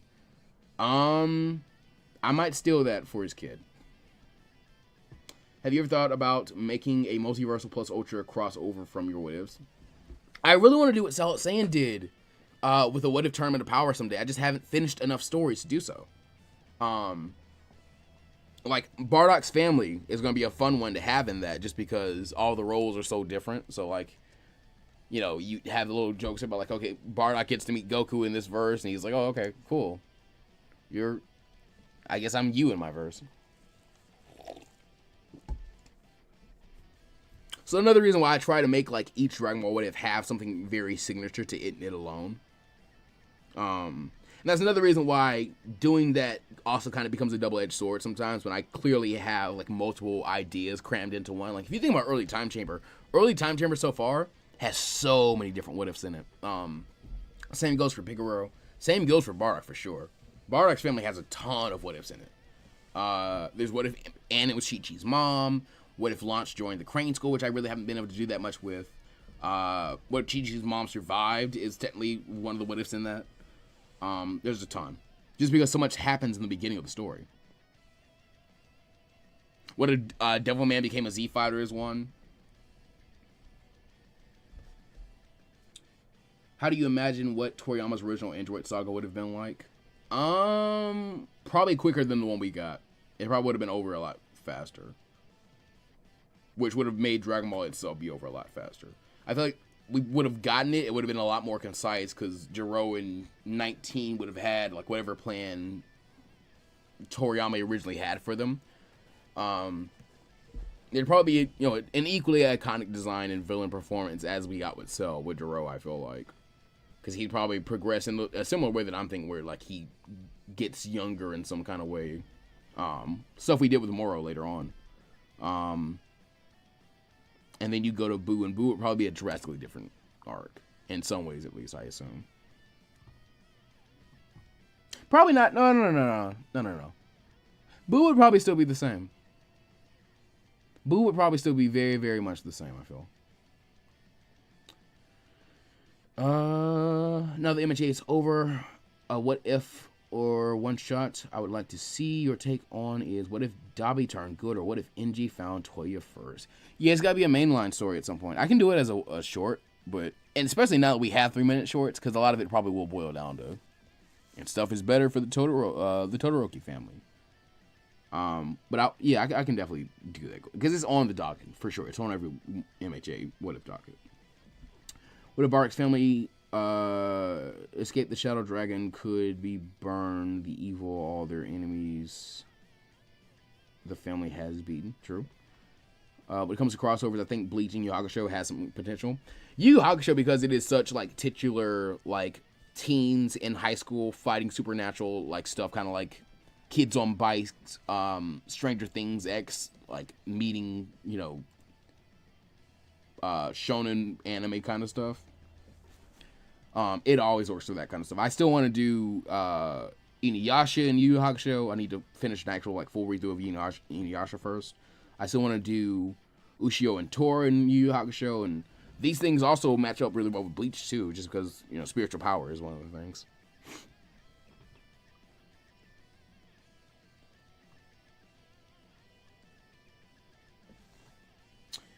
When it comes to crossovers, I think Bleach and you. I read that. Would you ever consider Star Wars What Ifs? If so, I have a few ideas. I have at least one of the channels so far. Yeah, I would. What if Plus was in some personal if I was in a manga? What do you mean? Could Pigaro get together with 18s are currently, because they do have more stuff in common, mainly being orphans and all? No, because of the age gap, but also because I feel like that's not enough in common, you know? This is probably a short, but I was curious to see how you would depict Peter Parker being in the world of MHA.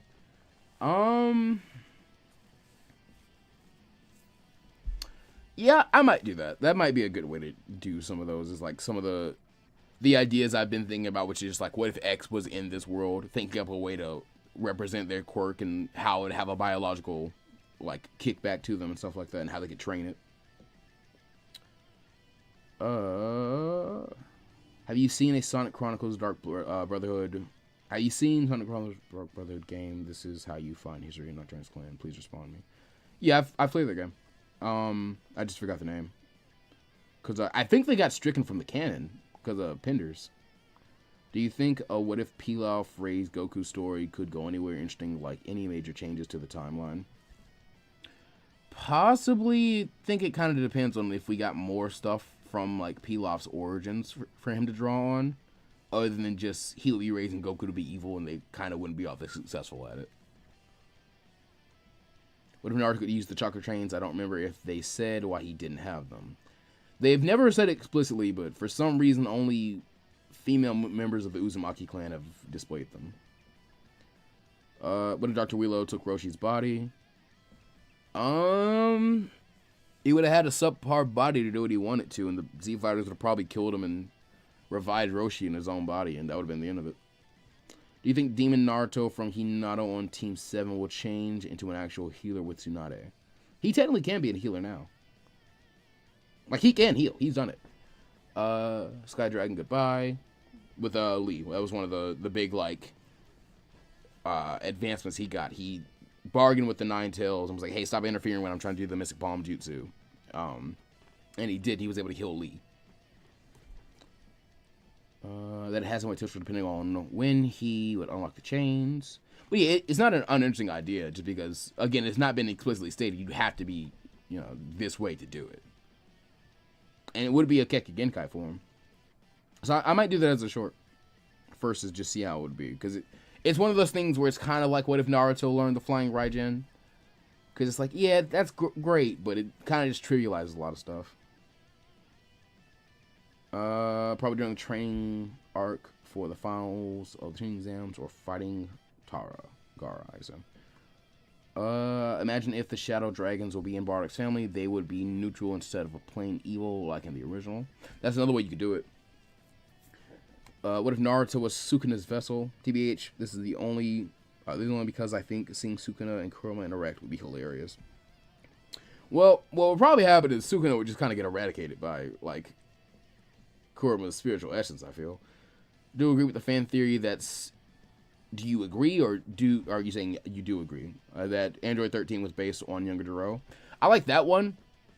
And I also like the theory that 13 is also one of Gero's sons. He's just not one he loved very much. I think both are very interesting. Because, what did I hear? Like the Jersey Devil, the legend of the Jersey Devil is that he came from a family of 12 children. He was the 13th, and he just came out, like, all messed up. So, like, that's the idea of Android 13 is... He is technically Gero's, in a way, 13th son, even though that's probably not the way he was, like, born in the order. And 3 away from 16.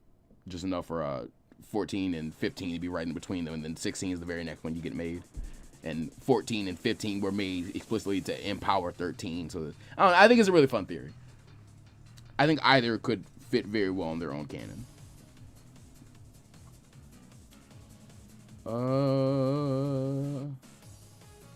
Imagine if the Shadow... I read that. Read that. Would Zabuza be able to use Ice Oni after the war, since he was able to tap into it in the Kaguya fight? Also, since he's using Ice, I think it would make sense for him to use a jutsu in homage of Haku. He probably will use Crystal Ice Mirrors, I'm not gonna lie. Just like in the Haku story, I'll probably have Haku use some kind of ability that's like a Zabuza reminiscent ability at this point too. My plan for Ice Oni was that after the war, same rules as Kakashi, he cannot use this anymore. The trade-off I was going to do is he will still be able to, like, use his chakra and stuff, but Zabuza cannot swing a sword after the war. He cannot wield a sword, or at least he can't wield Kubikiri Bojo. He couldn't wield something that size. He couldn't use all the mastery he's taken and, like, pour it into his body to wield, you know, Guts style, like, giant slabs of metal that are better described as refrigerators than, like, blades. He couldn't do that anymore.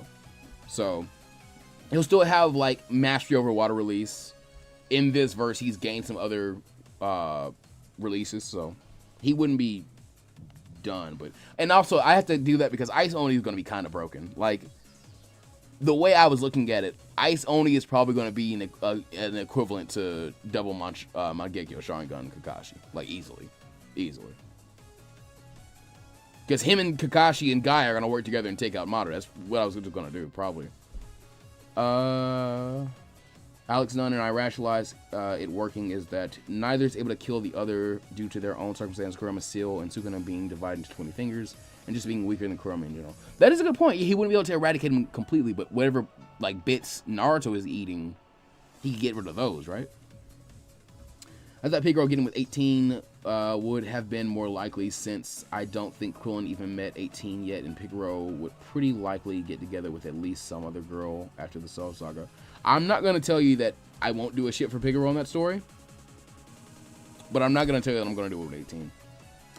If you were to live in any anime world, which would it be? For me, it would be Pokemon, since it's one of the few somewhat safe, fun worlds to be. Mine's probably Pokemon, because I feel like I can work to a socialist utopia in Pokemon pretty easy. It's still dangerous, and I know a lot of people are like, it wouldn't be that good. There's like bugs flying around that can like sting you and you die, and they're like your skin sloughs off. But I'm like, yeah, it'll be alright. Also, I think Pigoro and 18 are that far apart in terms. Yeah, I think they're pretty far apart in terms of age. Because 18 and 17 would have been teens when they got kidnapped. And they were kidnapped and then worked on for a while. So, you know, that's... But I think I've even worked out the math. The person I do plan to put Pigoro with should be like a tiny bit older than him, but not by much. It should be like perfect. They're both characters from filler. It should work absolutely perfectly. Another short idea for shits and giggles. What if Naruto learned Shadow Clone training method earlier? Yeah, that actually is good for a short. Just a good 3-minute short I can do with that. I haven't been doing many different Naruto shorts because I've been trying to finish up the Characters Reborn ideas so I can compile those into one big thing and then put a video out for that, and then maybe do like a poll of like, which of these, if we did a tournament, should go to the end and become a mainline story. Not even a mainline like What If. Like Kishimoto, make this manga. You know, that idea. How about the What If I said earlier it would be a short, Ichigo's mom lives but Ishin dies. I can do that as a short. I can do that as a short for sure. What if the Z Fighters meet? In fact, I'll write that in my short script now. Do you know Fiona Fox? I do. I don't know too much Archie lore, but I know a good bit of it because I've seen retrospectives of it. And I did used to read Archie Sonic comics over my cousin's shoulder. Is there any what ifs you want to redo? Some, they would have to be like very long-term goals, or like maybe if like something I've been thinking about is doing what Pickle Dill's been doing and having like a producer tier, which is just this video is sponsored by tier, and just having one of the perks of that be you get either a video or a series. For now at least, it would probably have to be a series currently ongoing on the channel that you choose that, like, hey, I want a part of this every month, or something like that. So I mean, if I got to a point where I was done with enough old stuff to be starting new stuff, to where I could just start you commission me to do a story for you tier, I could for sure do a redo of an old What If somebody commissioned me for it, or just there was enough push to do so. I've thought about redoing and or continuing Goku on Namco before. I might at some point. We're learning more. Like the Demon Realm stuff has made that actually genuinely like really interesting to do now, I think.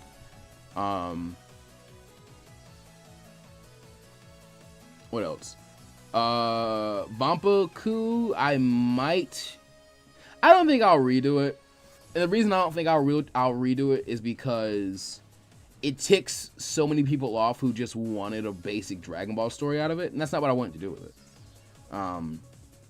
So I think that's one reason I don't want to redo that. I might make a continuation to it, and it just kind of depends on like what new stuff from Super we get, but I might make a continuation to it. I think something that could happen that could be pretty fun is having an arc where like they go to Earth and see like what happened in this verse.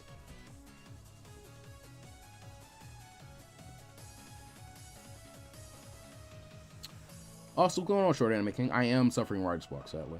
Not a what if, but just an idea for more forms for humans. The Thundershock surprise is in ALR and element shift with ki, so having a sort of electric ki aura would be amazing. Also variants like fire ki. Excuse me. if you get really creative, there probably are ways you could think of like, here's how I would power up this Earthling character.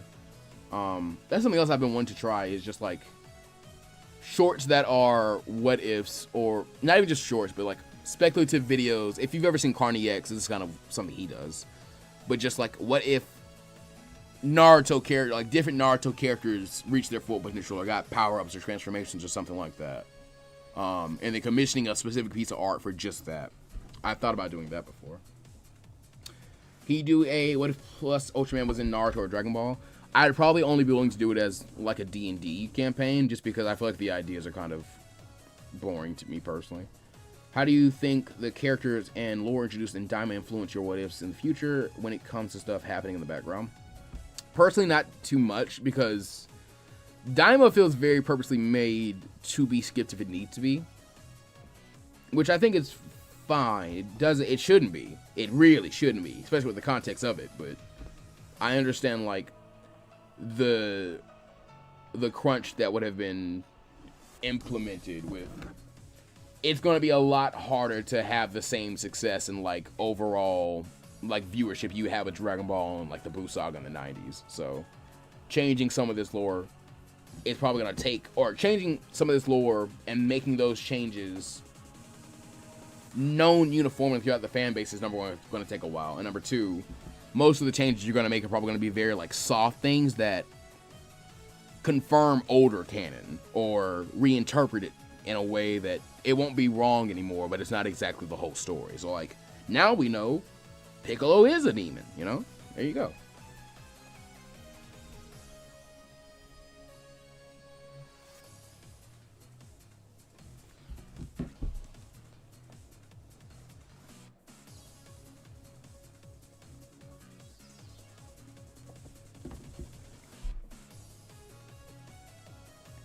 Excuse me. I write stories for heroes and villains I make. When I have trouble making new ideas, I play with my toys to get my imagination going, and it works. That might work. You might be right. You should do what if you was in Dragon Ball and one for Naruto. I might try it in D&D. I'm not gonna keep saying I won't do it though, because I don't find the idea interesting at all. I'll be dead honest with you. I don't think you're gonna get anything out of what if I was in Naruto or Dragon Ball or My Hero or Pokemon in a non like D&D setting that you couldn't get out of any other story like that. And the reason I say it is because at least the institution of some like chance and outside force of creativity would make it less stale. You know? Okay, I go to challenge Brock and then I use type advantage and I win. And I go to the next gym and I catch a Pokemon that I know about and I know it's here and I win. And that would kind of be it. We really wouldn't be doing all too much. Kind of the same with Naruto. I think a good trade-off could be he develops a sort of ice sickness where it affects and somewhat weakens his body. Also, he can't enter the form, but he is reminiscent of a corpse like Bucciarati. The trade-off I was going for is just like, it'll be the same thing as like ice only in One Piece. Like, there is ice growing on his body, and like he has frostbite. So I mean, pretty much his body's getting more brittle and weakening him. Hope you can get out of your writer's block. I appreciate it. I think the stream will help no matter what. I think I've gotten more like brain juices flowing by doing the stream than I would have by not doing the stream. What if Dragon Ball Mortal Kombat were in the same universe? I might do it as a podcast episode because I still got to get back to the Street Fighter one. Will IDW content happen in your Sonic What If? Probably not. We'll see, because it picks up right after Forces. So I mean, if it were to, it would probably be very much background content or like little cameos. You know, maybe like I'll show Tangle or something like that at some point around that era. I do know the Nocturnus clan. It is so hard to catch the chat because I just keep... You're not late, Shimo. Have you considered doing what-ifs on characters who generally aren't in the spotlight, like Goten and Trunks? I have considered it. Another simple short idea, what if Goku kept his tail, maybe the power pole as well? Not much changes, I'll be honest with you. Speaking of Pilot Pilaf, IDK, how to spell his name, do you think he is from the Demon Realm since he has pointed ears? Probably not, but he could be. Probably not from the Demon Realm. He might have like lineage somewhere tied to. Are you ever going to redo the Inosuke Naruto? I genuinely love that series. Yes, I've said many times I will. And all the art I've gotten for it, as of recently, has been for a redo, not for the podcast version, which is done. That's why I have the full story of the podcast version done. Same here, Brandon. Hey, Plus, have you ever thought about making Plus of some of your big ideas as like people previews into ideas so you can see what people really like? What do you mean? Our D&D channel would be fire, kind of like the One Piece D&D. I don't know if I'll... Well, yeah, I might just start a gaming channel and put it there. What if Naruto was super extra prepared? Pretty much the Reborn shorts. I say for what if transformations, I use mythology for designs. I mean, mythology is a good one. There's all kinds of folklore and stuff. Characters might have displayed some kind of ability in the past you can draw on. Tons of stuff. You can just throw it. And I mean, Dragon Ball transformations can range from extremely simple to very, very unique looking and, you know, detailed. So there's lots of stuff. You can throw a psychic aura around Chaozu and call it Teleconnect Chaozu, and that's a transformation. Or ESP Chaozu, and that's a transformation. Have you ever thought about what if Orochimaru stayed good earlier, or what if Orochimaru taught Minato? I have. It's on the docket. What if Ash had a different goal, different end goal, like becoming a Pokemon Ranger or Professor? He would have a different end goal, and the story would probably be completely different. But it depends heavily on what the end goal is, because I can't really answer any more than that. Do you check? Excuse me, Discord DMs. I don't really add just anyone. If you join my personal server and just kind of spend some time in there, it's very likely I will interact with you at some point in the Discord, like if you're just there. Training Minato due to him changing the world, so drastically kind of would just be the same EMS Sasuke, where he sees him as the lens of change. Have you seen the new Lego set Invisible Hand? It's cool. Also, I recommend building with Legos freestyle to get creative ideas. We're doing a little like Secret Santa thing, me and my family, and I pulled my sister's name, and one of the things on her list was like some Lego flowers. And that's really made me want some Lego flowers of my own. So I might end up getting like a thing of Lego flowers for my mom as well, and maybe some to put in my studio. So we might end up doing that. It's also getting around Christmas time, so I'm a giant kid. So I end up inevitably looking at like figurines and stuff that I shouldn't buy because there's already no room like in my room for the stuff. But I was looking at some stuff, and I might get like a Digimon like model kit for like Beelzemon or something like that. I think that'd be cool.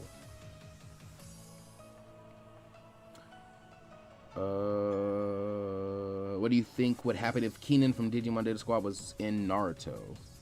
I think you could do something fun with that, but that kind of ties into the whole like Naruto Digimon crossover idea overall. What other animes do you want to do videos on? Tons of stuff. If I got to do more just discussion-based stuff, like through my second channel, like I've talked about doing before, but just hadn't been able to do because I never finished the fanfic reading there. What was the word? There's a ton of stuff I would talk about, just like little reviews of anime, probably like roast discussions about certain plots. What is it called? Is it The Irregular at Magic High School? I want to roast that so bad because I think the plot is so fucking stupid. It's not even that it's stupid, it's kind of, it's self-fulfillingly bad in a way. Like, it's kind of weirdly fascistic and essentialist in some weird ways. I would probably make a lot of like video essays and kind of like somewhat political, but like not really political content on some anime stuff. So, in terms of like new stuff I've watched, generally there is some interest in doing a Blue Lock What If, I will say. I'm not sure if there's that much I haven't really tried.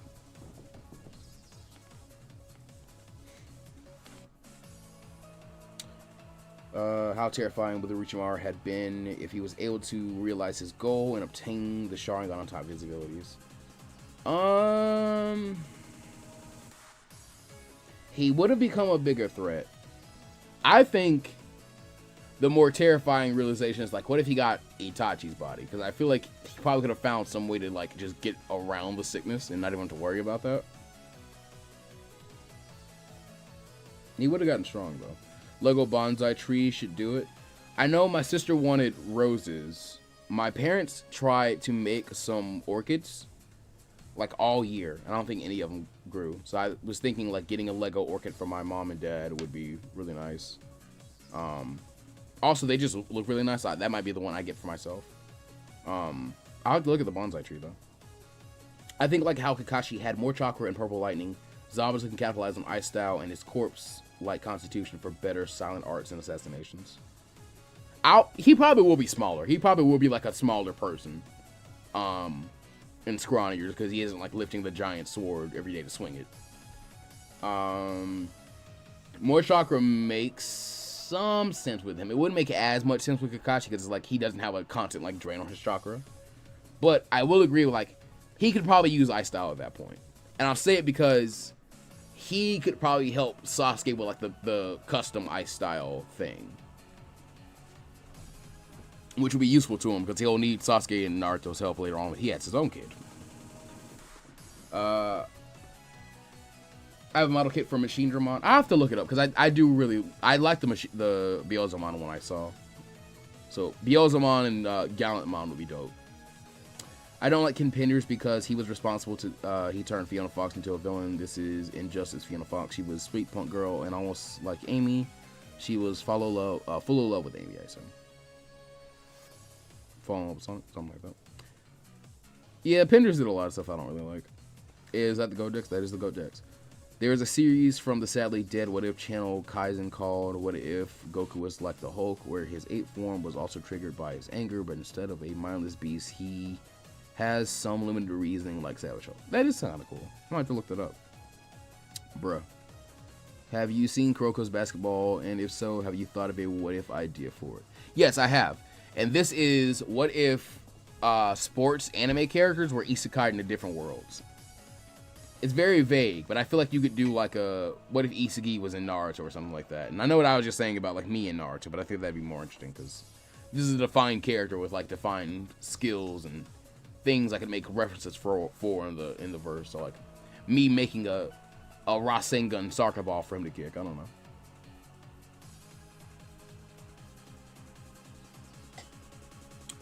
What if Naruto being adopted by Iruka would be interesting. Also would be, I did a short for it, so I can just expand that short at some point. Interesting if Mizuki took the scroll with him and ran. Naruto would grow to more of like an Elementus, like the third.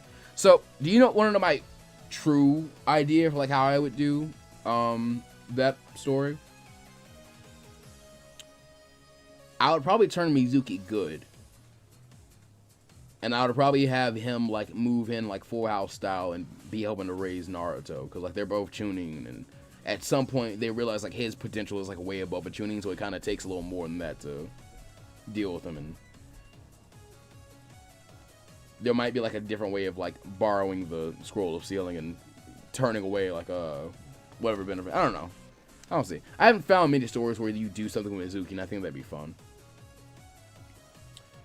Also, with the idea of like him being an elemental specialist, like the third, think of that move the third has in Storm, where he uses the giant shuriken, and then turns them into clones, and the clones use different elements. There you go. Would you do a version of it? I missed whatever you were asking me about. I'd be so down for a main series Blue Up What If. One that I always wanted to even do for myself is what if Kunigami didn't lose against Shido. I haven't read past the U20 stuff, so I don't know. I don't even know how Kunigami comes back. I know Kunigami comes back. I've already been spoiled about that. But I do not know how Kunigami comes back, so I'll have to see. Plus, do you agree that JJK is a great series for what ifs? It's alright.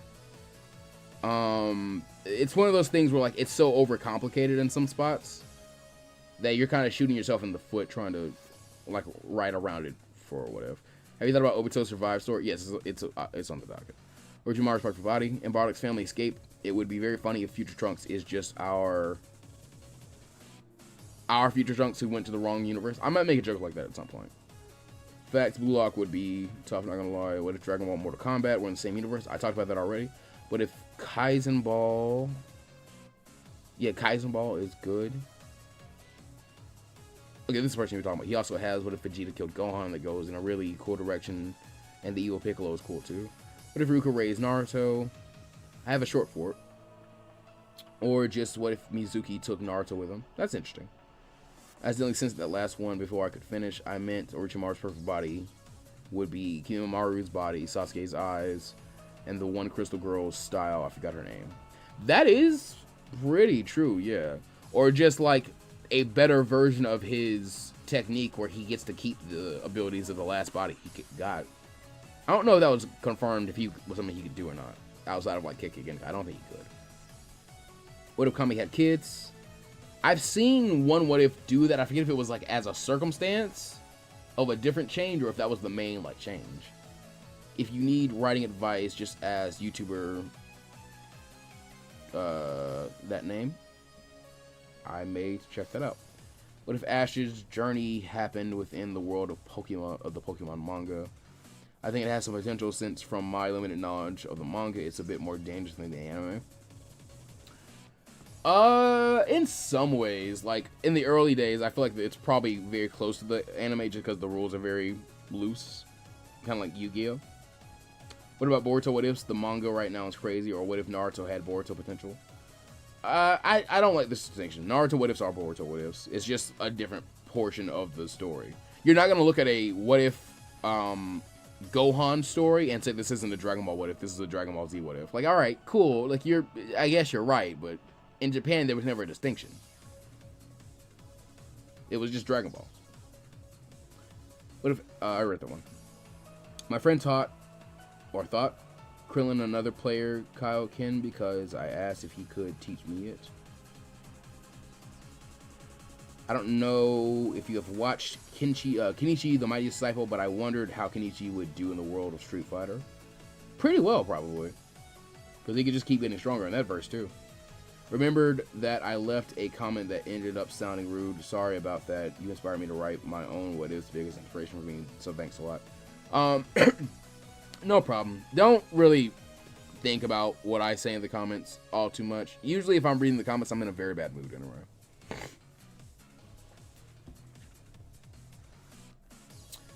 Usually if I am reading comments, I am already in kind of a down in the dumps feel, and I just want to feel worse, probably.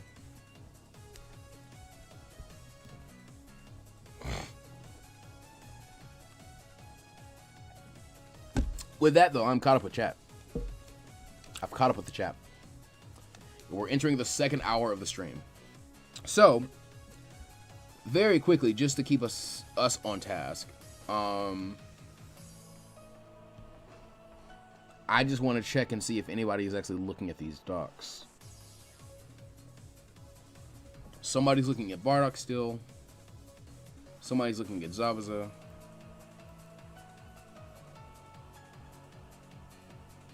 Somebody's looking at Time Chamber.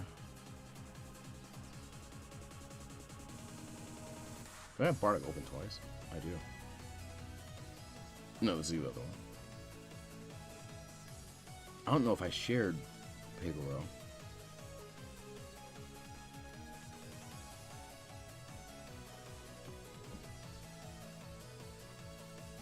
So there's still people looking at the scripts. So far, though, I have come to some, I would say, productive conclusions.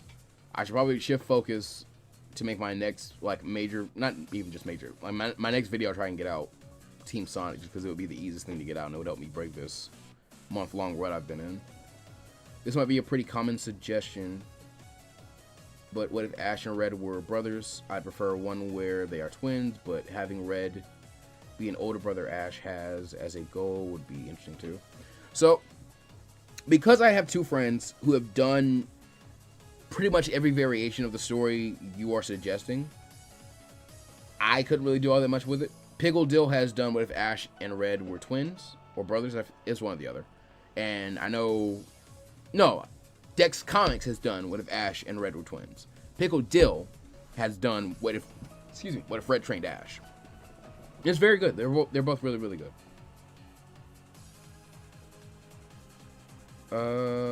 How do you handle characters on Earth becoming stronger than future threats earlier on? Do you have the world at large respond to the characters getting stronger by having the villains become stronger? That's what I've done in pretty much most of my recent stuff. I think the only thing I haven't done that in is early Time Chamber. Because you have stuff like the androids that are going to kind of be an equalizer no matter what, because they're based off how strong the Z Fighters are. What happened to Jiraiya Naruto? I asked earlier. Don't want to sound rude though. Oh, let me answer or read the. Kimaru's body with Sasuke's eyes and Gurun's crystal release. Would you say that is Orochimaru's perfect body? He would have Wood style too, of course. I mean, it's pretty close too. It's very powerful. Because he would still have all his other, nature releases that he himself has. Which is all 5, I think. What happened to Jiraiya Naruto? I asked earlier, don't want to sound rude though. Okay. So, Jiraiya adopted Naruto. And I want to say this very clearly. Because I don't want to be an ass. I don't want to, talk down when I say this. I had to explain this a lot. And this is kind of the case with every What If and story on the channel. And honestly, this is also the reason why I'm not a successful YouTuber. At least in this venture. They, at the moment, require a level of work, effort, time, and resources that I do not currently have. And for that reason, it is on hiatus, so I don't have to just ruin the story to get it out and make a quick buck. Does that make sense? That's the most TLDR version of that I can give you. Would you have any suggestions for anyone trying to get into writing What Ifs? I used to write for with Celestials that crashed and burned, lol. My old advice used to be just kind of start doing it. I feel like that still rings pretty true. One I've kind of been thinking about is maybe write it for yourself first. Don't try and post it. Just get the script and write it and get it out, and then see how you feel about it. And then if you like it, maybe do another one. And then if you do enough to where you're like, okay, I really want to see how other people feel about this. Now you have a bunch of scripts to, make the story from. So I think that's another piece of advice I might start giving. Happy holidays. What if Kenichi characters are in the Narutoverse? It could be a fun little fan art thing. Kami going to be sad. There's no albino Namekians in Bardock's family. I don't know if I get the joke. Will there ever be a return to the Dragon Ball Street Fighter crossover? Is that fic? Deadbird. Yeah, I'll try and get back to it at some point. Thank you. I was just wondering. No problem. Cool. Thank you. No problem. I'd rather take the time working on a What If than rush to finish the story, so don't worry too much about it. Well, I would like to not worry too much about it, but in as much as I can hear, okay, I don't mind the wait. I appreciate you putting the effort into the story. I will hear that from one, a very vocal person, and then 10 very silent people will be like, okay, you're not doing that anymore? Unsubscribe. Or not just unsubscribe, unsubscribe and I talk bad about you. Not just bad about you. Unsubscribe and now I advocate against, this channel doing well, because what I wanted to happen doesn't happen. That happens a lot. There's a lot of people who are like, okay, you're not doing what I want to see, and it's just I just lose interest.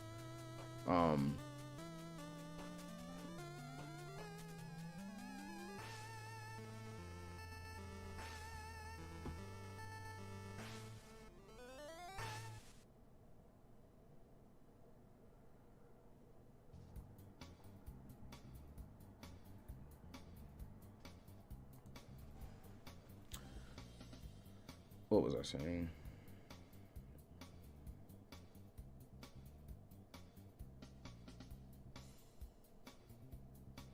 What if Luffy had Ace and Sabo on his crew? He'd have Ace and Sabo on his crew.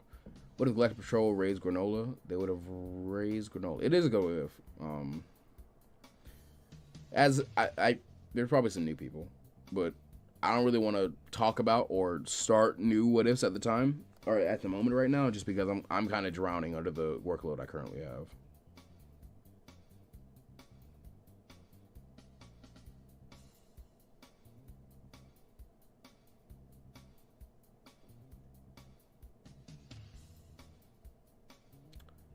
Damn. If you want to get past writer's block, ask Draknifel. He's written a book and is trying to sell it internationally. Awesome. Usually people like that who have like finished their own work or like give advice on writing or like reviews on writing want to charge for it, and I can't really afford that right now. People just can't be patient even for peak what ifs. Yeah. I mean, that's most stuff. Patience is hard. Your thoughts on lightning style Destructo Disc, since Destructo Disc is the sharpest and lightning style makes things that much sharper. It'd be very sharp.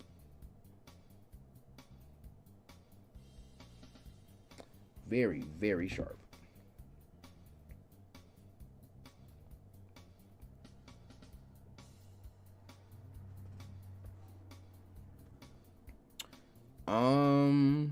Let me ask, is there anyone, I know I checked a little while ago. I don't know if there might be somebody who just kind of opened the docs and might just have them open on like a different tab while watching stream still, or just have the stream open like while playing a game or something like that. No problem if you are. I do appreciate you. But is there anyone still like looking at the edit scripts I have and want to give some feedback, or maybe there's a different script you would like to see the notes for currently to give me some feedback on those? Again, my goal with the stream was just kind of to come in, both to chill out and relax a little bit, catch up since I haven't really been able to do much for a month, and try and just again get some like some motion, you know, some thoughts going on with my stories and stuff to help with this writer's block.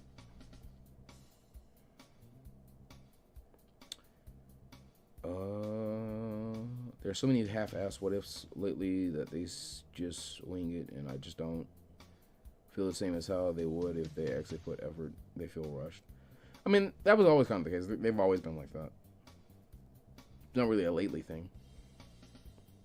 Even a lot of mine are kind of rushed and don't have as much effort as I would like to put in them. I just can't really afford to treat all babies the same, sadly. Actually, do you have any ideas for lightning style jutsu? The only things I've thought of kind of makes no sense for lightning style. A lot of the times when I'm thinking of like Naruto techniques, I think of stuff in Pokemon because it's kind of the same. So like Electro Web comes to mind. So like lightning style Electro Web. There you go. The user like molds their chakra to the form of a net and then electrify or changes its nature into that of a net. Or that of electricity, excuse me. I guess that is most. Lightning style, magnet rise. So it's pretty much the same thing as the earth style, like levitation jutsu that Onoki uses, but it's pretty much like electromagnetic, techniques. There you go. He just streamed 2 hours ago, and he takes emails for free, and will probably give advice for free too. Okay, that's cool. Sorry, I wasn't familiar with him. I didn't mean to. Seemed like I was being disparaging. Do you plan on watching the Game Awards later, since that's happening right now? I wasn't really interested in the awards. I know there'll probably be some announcements afterwards, though. I'll probably watch the trailers for the announcements. I suppose I did start stream 2 hours ago myself, so I probably already missed something. I also need to figure out what I'm eating for dinner tonight. I need to remember to eat food. Would you do a short of if Krillin became a vampire and Yamcha became a werewolf? I've seen it happen in so many other stories. I feel like it's better to have happen as like a side effect of a story now. So like maybe if I did what if Goku was raised by Fortune Teller Baba, which I've seen a lot of versions of, I would try that.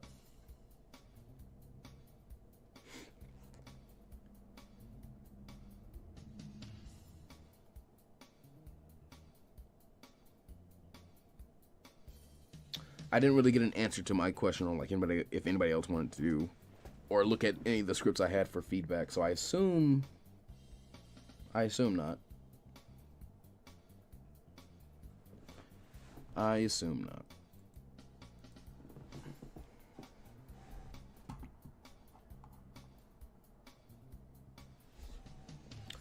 Overall, he's a good guy. I'm glad.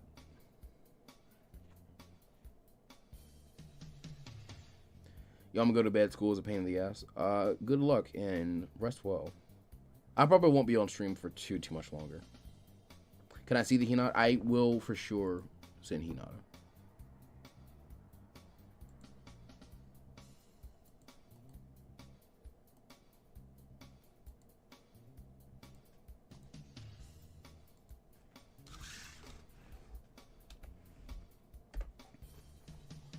In chat now.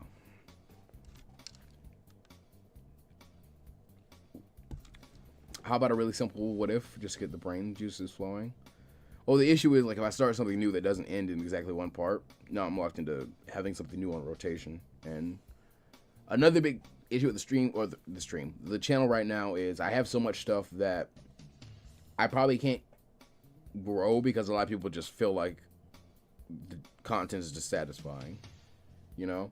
There's probably a lot of people who are like, okay, I might be here for one thing, and that's all well and good, and I would like to be able to support the channel, but if I'm here for one thing, and that thing only comes around so often because both writer's block and, like, resources that it takes to do the thing, it doesn't really make sense but to watch the channel, like, once a year or however long it takes to get the stuff back again. And at that point, the person might just lose interest in general.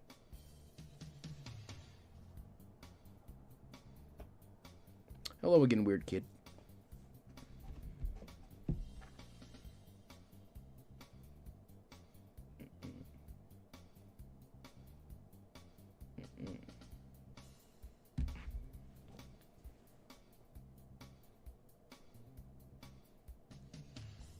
Kobe also has Lego sets, by the way, based around historical models, IGN, Yamato, for example. That is kind of cool. How you been, bro? I'm hanging in there as best I can.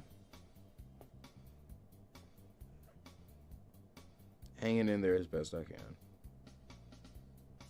Wait for Samihara when it's still the one cloak Naruto would give him.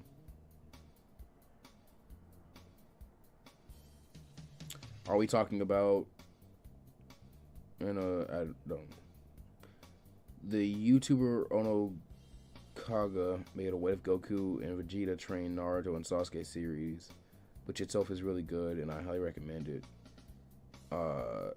And in it, key basically is, hey, nice power system. Let me make it infinitely fucking stronger, which I just find very amusing. That is funny. Ono Kaga.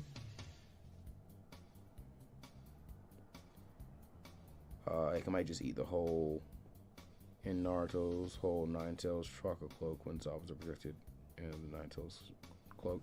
Well, I mean, Samihada's power absorption could still technically be like a will thing, you know? Like, don't eat this.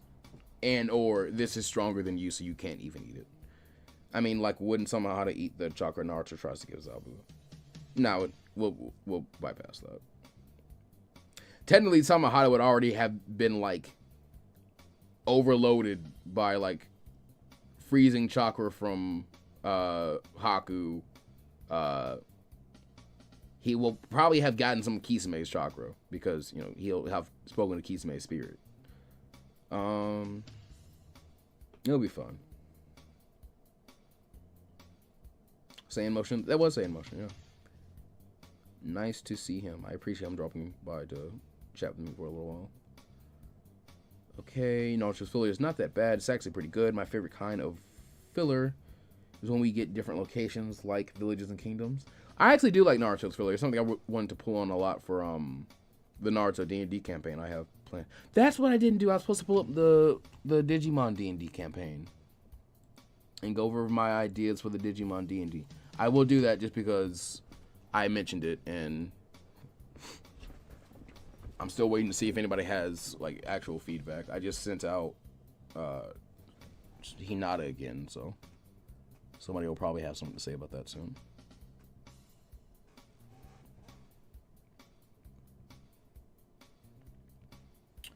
I'll sum it up in one go. I still hope you get past this writing blog. I appreciate it. All summed up in I see you're saying you gotta go, but I appreciate you. Jappo Jr., what if Dragon Ball and Mortal Kombat were in the same universe? I'll say it again. Please don't ask me again. I will probably do that in a what is it called? A podcast at some point. Please don't ask me again. You've asked me too many times. I feel like I'm kind of hard on you, Jappo Jr., but we miss each other in communication a lot, and I kind of have to be. Applies to Bardock's fam. What if? Okay, so what do you think about saving Cooler as a villain for Super as part of Frieza's preparation for the Saiyans? Doing it to have a training partner on his level. That's one way to do it.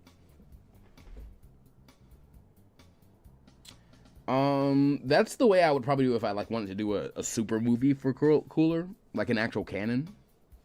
As for this story, I'm not sure if that's how I'll do it. We'll see. We will see. What do you think about Naruto, the original Naruto, having technology? It always did have technology. They had like radios and stuff. What ideas do you have for your Bardock going to Earth? What if? A lot of what if, or a lot of ideas. In fact, too many ideas. They kind of harm, or not harm, but hinder me from putting pen to paper and kind of moving forward a little bit more than they should. Hey, do you have any interesting ideas for Kiba, kind of like this Oni demon form, since I feel like Kiba kind of stagnates with just his dog jutsu? I do. It won't be too interesting, though. It's probably just going to be Sage Mode. It is probably just going to be Sage Mode with the same implications as Jiraiya using it with the Toads. Oh, no, you'll be here for a while. Awesome. What if Vegeta started a rebellion against Frieza? It's on the what if docket. Maybe you should get an editor or a checker to help you. I would love to. It just costs too much money. I don't make enough. After I've ordered art and then, paid bills and stuff, there's not a lot left to live on after that with an editor, because they have to eat too. And I really don't like free labor. I really don't like the idea of like asking somebody to do like editing work, because I don't like editing. Editing is very tedious work. When you are into like the 8th hour of having been awake for 24 hours because you really wanted to get something done on a certain day, and the editing software crashes and you haven't saved in 15 minutes, but in those 15 minutes you completed exactly 1 minute and 37 seconds worth of editing, and it was a lot of editing. It wasn't like a small, it was like a very like intense minute and 37 seconds. But in those minute and 37 seconds, you lost all that progress. And you have to go back and reopen the software, and you see everything that you've done so far, and then all that work you just did, gone. That is one of the most soul-crushing, maddening experiences. And I wouldn't wish that upon somebody with no like monetary or like even just reward at the end. Not even just to be like a greedy, like money-hungry person about it, but just like I don't really like that idea.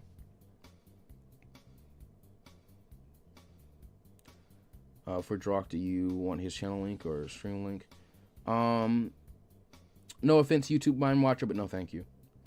Do you know anyone who could possibly help you? I don't, unfortunately. Just read through the Hinata script. It's looking good. Pretty interested to see how you handle the Leaf Crush. Awesome. Yeah, I mean, most of the stuff I have the bare bones for is just... And I mean, this isn't like outside of what I expected. In terms of like the result of the stream. I knew it was probably going to be a lot of people feeling like they really liked the idea I had or have so far. Though just talking about it is still helpful. Would you ever do a GT special? I've done a few so far. Or GT sequel. GT sequel, excuse me. I'm not opposed to it. It might be something I would rather do after like a small GT rewrite, but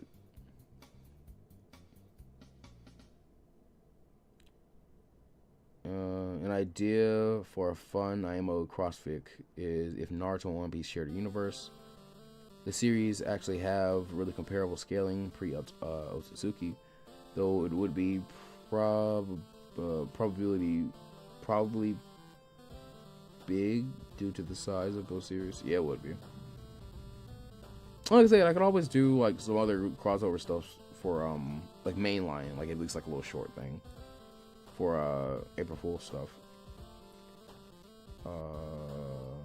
Shoot, I'd be down to help with editing. I'm rather alright at it anyway. I think in the Gaara fight, when Naruto climbs out the burial, Naruto should heal slower, basically seeing the process as... I'll make sure I'm like explaining it a lot. I will probably have to like throw in some, he isn't just broken like Andy from Undead Unluck, just healing factor out the wazoo, but yeah, it is supposed to be kind of clear that Gaara can't kill him.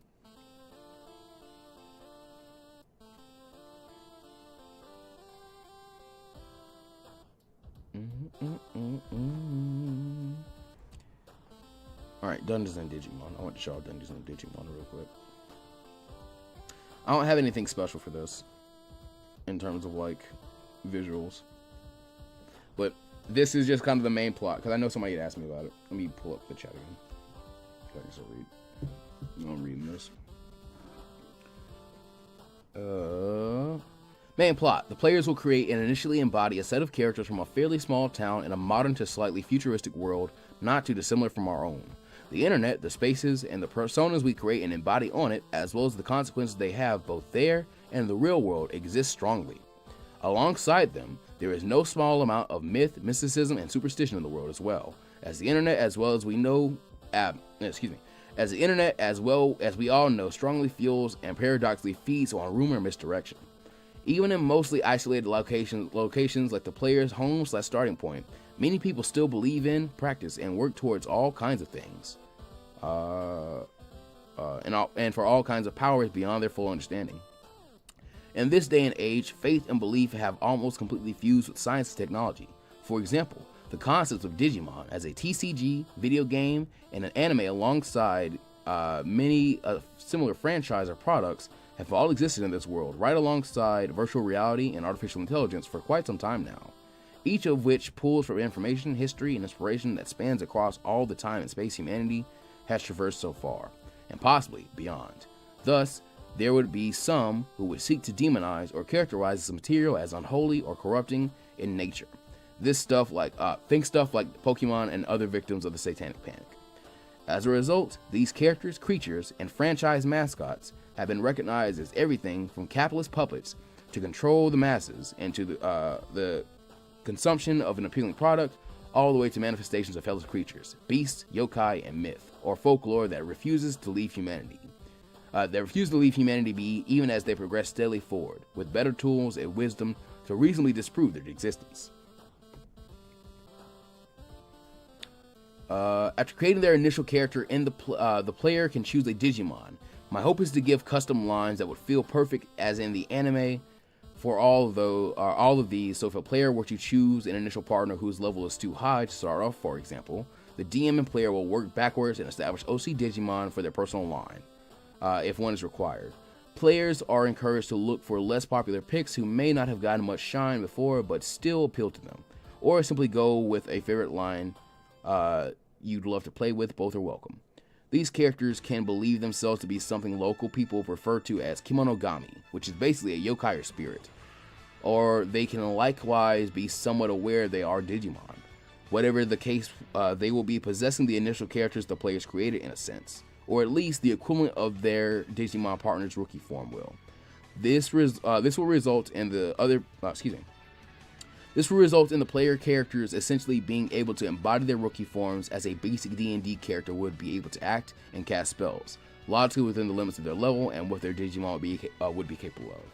Later, as they progress, players will level up and acquire D-points, which allow them to undergo spirit digivolution and advance to higher forms, changing, working with, or giving themselves over to the Digimon, which gives them access to more power. This is when the line of Digimon chosen will matter greatly, so it may be best if players look out for Digimon for primarily the champion level, since they often don't have the perfect Digivolution lines commonly. It will not be a strict rule at all, but it is preferred that for the player's champion level Digimon, they choose something at least vaguely humanoid, aka the human spirit, is chosen. For the ultimate level, something more animalistic or non-organic is preferred, the Beast Spirit. As for the Mega, as this is very likely to be custom or already official, this can be something that can perfectly embody or ties to both those aspects of the prior levels as well. So that's the main like little blurb the players are getting when it's like, here's the verse you're going to be in, make a character. And as like a little demonstration of what I'm saying with the spirit possession and evolution thing. So you get a rookie spirit, and the rookie spirit is basically just you in your base form. But the way we'll have it happen is like you're kind of in like a little mystery world where you're not really sure if you're possessed or in a computer program or something like that. But there's like a little flash the players see at the beginning where they can see something else that isn't them in their reflection, and that's just like a little flash of their partner.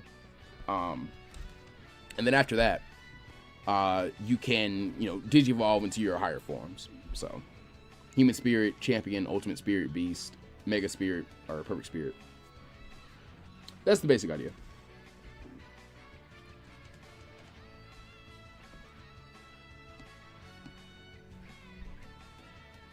And I also have some of the story arcs I have planned already.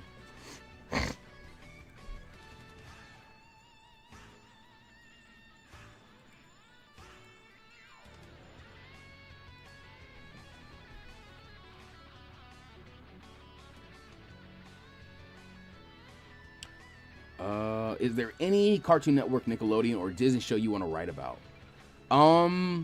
Yeah. Like all the Man of Action Cartoon Network shows I want to do more with, like Secret Saturdays, Ben 10, Gen Red Rex. Symbiotic Titan is now something I've learned that is apparently around that stuff too, so I barely do something with that. I did love Symbiotic Titan.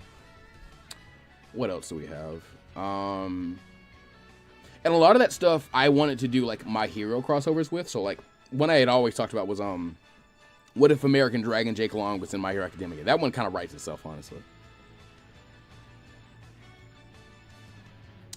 He puts himself back together while laughing and not taking it seriously. This would further cement his somewhat demonic nature and make him seem more unnerving, but also show off his violent healing factor. All right, that worked. Dude, hearing you read the Digimon D&D, I was picturing it animated like it was an anime. I would love to watch something like this. I do really want to do that one. I've seen a few other Digimon D&D campaigns, so apparently it is an interesting idea, or like a fun idea. It's one I'd be DMing though, because I believe I am the person in my friend group with the most information, like understanding of Digimon. So, but yeah, I'm really excited for that one, and I have a loose concept for a Naruto, at least one Naruto campaign. One set before like mainline Naruto, and then one set with the campaign starting during the time skip, the 3-year time skip.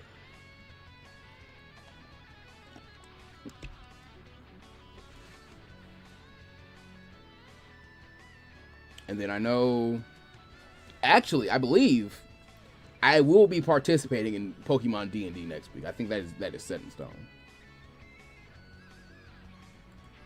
The weekend, yeah, Friday the 20th. I believe I will be in a Pokemon D&D stream with Pickle Dill and at least one other person. I think Storybuster.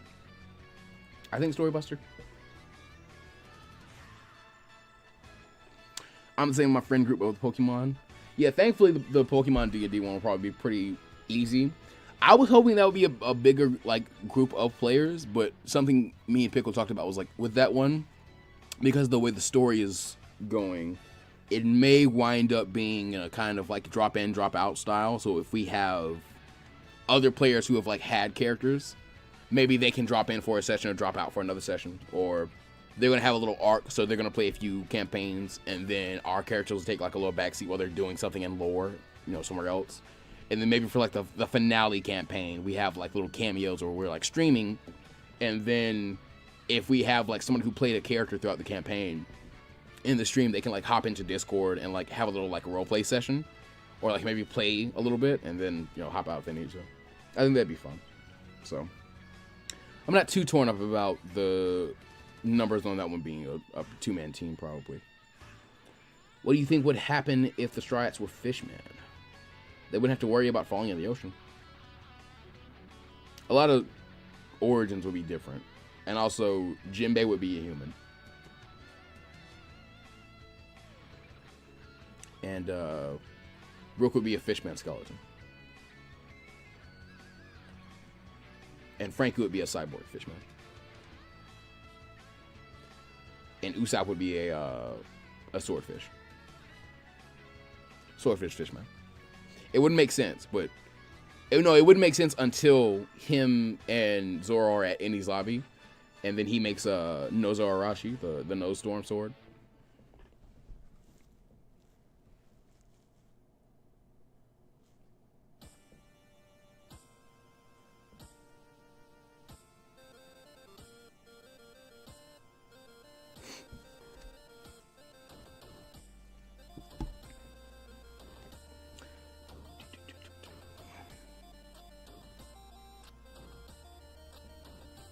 I actually need to write the little foreword for the Naruto campaign. I just hadn't really had the time to do that yet.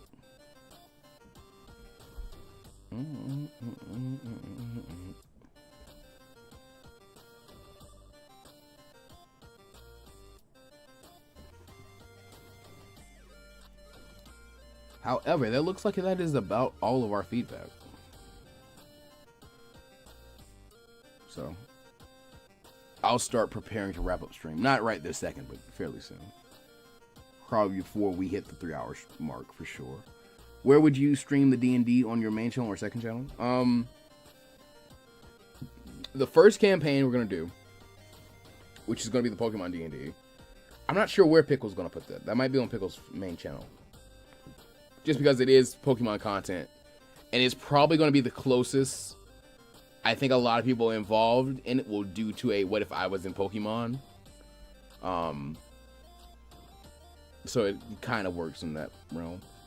For me, I might go ahead and like actually start posting like public content to one of my I think it's my third channel.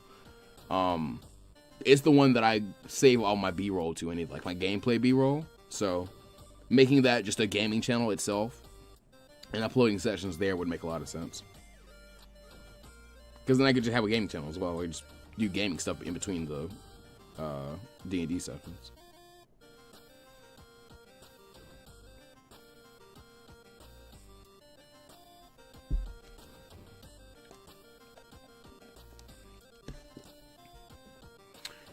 As for the Fishman, what if Nami would never be hurt by Arlong? In fact, he might very well try to protect her, fish or tiger style. This is true. Yo Plus just got here. So what specifically are you looking forward to clear your writer's block? Oh, I should have scheduled this stream so much earlier. I will probably try and do another one of these because I think this was generally helpful. My main goal with this was just to have some conversations with people about stuff. I shared my notes from Bardock's family. This is one of the things I shared. I shared my notes for Early Time Chamber.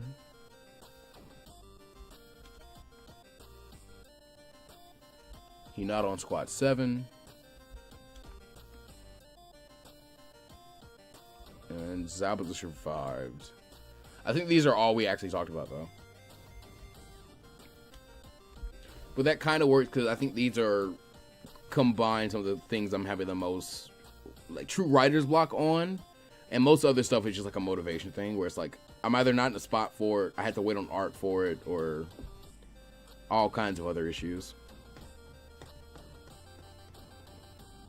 Is the system going to be one of the fan-made Pokemon TTRPG systems or a personally made homebrew of D&D 5e? You'd have to ask Pickle. I think we're going to do some homebrew stuff. I think one of the things we're going to take from Pokemon TTRPG is the like constitution rolls for effectiveness. So like if you're weak to something, you roll to see if you take double damage, and there is no quad effectiveness just because you wouldn't be able to play the game. What if Goku became Kami of Earth? I have a what if that I'm a part of that is on hiatus currently that is about that. Do you think what ifs can't really go anywhere if the Z fighters get killed off? For example, if Frieza defeated them, do you think it could switch focus to him or surviving characters? If not, why? You can definitely switch to surviving characters. And if there is enough lore and you know enough lore outside of the main events, you could definitely switch the perspective to just a different character. So, like, you could write what if Cell 1, he destroys Earth and flies off into space and, you know, ends up meeting up with Babidi and Dabura, and you end up writing a fight with him and Dabura. So, I mean, there you go. Him and Dabura fight.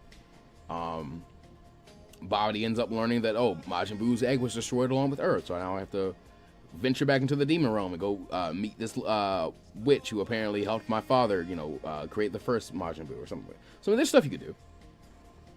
You just have to have a clear understanding of the lore outside of like the main events and other things you could be doing with it.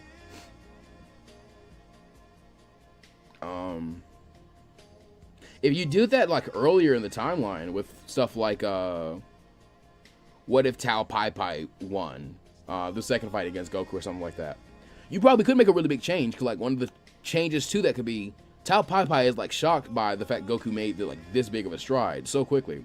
So he decides, okay, I'm just gonna kidnap this kid and take him back to Crane School with me real quick, so we can like interrogate how he got so much stronger so quicker. Because when I went up to Korin's Tower, that didn't happen for me. I didn't get, you know, anything like that. And then he ends up like reluctantly training at Crane School with Tien and Chaozu for the year, because they're like trying to interrogate how to, you know, get that power out of him. That could be fun. Will there be like a Daima special for your DBZ stories if you like you do for GT? To be fair, I'm trying not to harp on this anymore, because I do understand it's kind of pretentious. I don't really label my stuff as fan fiction because I think fan fiction doesn't have any rules to it, but what ifs I feel like I approach with too many rules to really call them the same thing.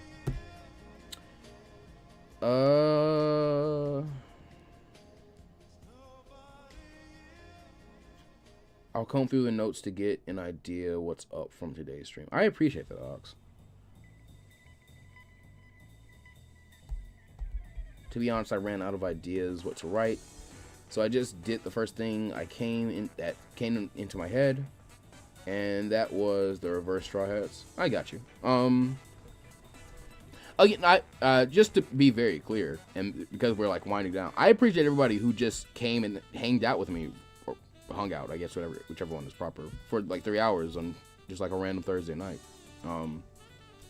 Number one, something it did do was like it made me feel a decent bit better. I've been in a very poor mood as of late, which you can probably tell because I do sound a little more low energy than I probably usually sound. But I mean, just getting able to like chat with my community and have positive interactions with you guys, where usually like my only interaction is either like when someone wants to tell me I did a good job, they say like, good job, I enjoyed this. And then somebody wants to tell me I did a bad job, they say, bad job, you did a bad job with this Naruto story, and for that reason you are a bad person. That kind of hurts. But yeah, I appreciated just like the eyes I had on some of these notes. The bit of feedback I did get, I appreciate. Well, I don't know if it walks like a duck. No, I don't disagree with you. Like I said, it's a very pretentious distinction. But to me, when I approach a what if, I have the rule of, well, I can't do what if Raditz turned good and then make a bunch of changes that Toriyama probably wasn't going to be privy to at the time. Like, with a what if, the way you grade them is usually the closer it feels to like an actual half the author got up on a different side of the bed that day. This is the story we could have gotten. That's usually how you grade how good a what if is. How good a fan fiction usually is there is a similar metric to that. Like, you want to feel the same vibe as the story that inspired the fan to make fiction of the story, but you also want to see like vast creativity. You want to see like distinction. You want to see diversion from the story. That's why so much of fan fiction is just like shipping stuff. It's just, I didn't like how this relationship went, or I didn't like this interaction, so I want to do it this way. or this wasn't explicit enough. I guarantee you, a lot of fan fictions are built from like young people going to like Disney movies, because most Disney movies have like some kind of romance in them, but they're not explicit romances, and they're usually like slow burn stuff that happen at like the end. So like, I guarantee you there's like a ton of like Aladdin fan fictions. It's just like I want to just read a lot more of Aladdin and Jasmine like walking around Agrabah just having fun. So do you enjoy writing so many different stories at the same time, or do you feel like it's more of a necessity to appeal to a larger audience? Seems like it would be creatively draining, spreading yourself thin. Yes and no. I do enjoy it and I don't enjoy it. It keeps me, or it usually keeps my mind flowing with different stuff really, really well. These days, it's become much more of a hindrance than a blessing. What if Naruto was a Hyuga? Maybe as a short. Don't rush yourself. Plus, if you need to take time off, or maybe just focus on shorts until you get ideas. That might be what we end up having to just kind of resort to at some point. You impressed and inspired me to write. I'm working on a Mario and Minecraft story. It's basically Mario versus Ender Dragon. That sounds fun. I know I've seen a bunch of jokes about like how Mario would react to like the sales and like concurrent players of Minecraft if he was like in some of the Nintendo like executive meetings and stuff. So that feels like a story with a lot of interesting layers in it.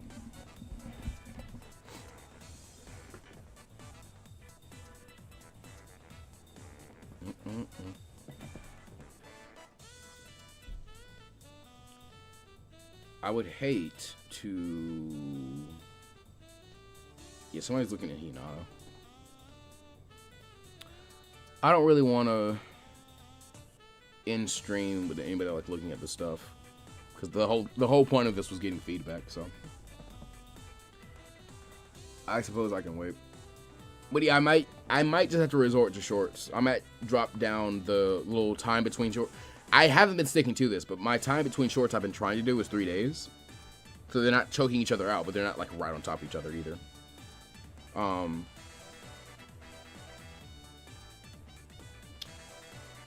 Before you end stream, what's the best way to reach you? I would love to work with you, Pickle, Ronan, and others on some projects. Plus, I have an idea for a project I think you might like. Best way to reach me is Discord. And I will for sure friend you. I will accept a friend request from you, but if so. Not that I don't like want to have like a double standard for this, because if I don't have any double standards, I won't have any standards at all. But the reasons I accept friend requests from like fellow content creators with Discord is I usually get a bit more to like vet that they're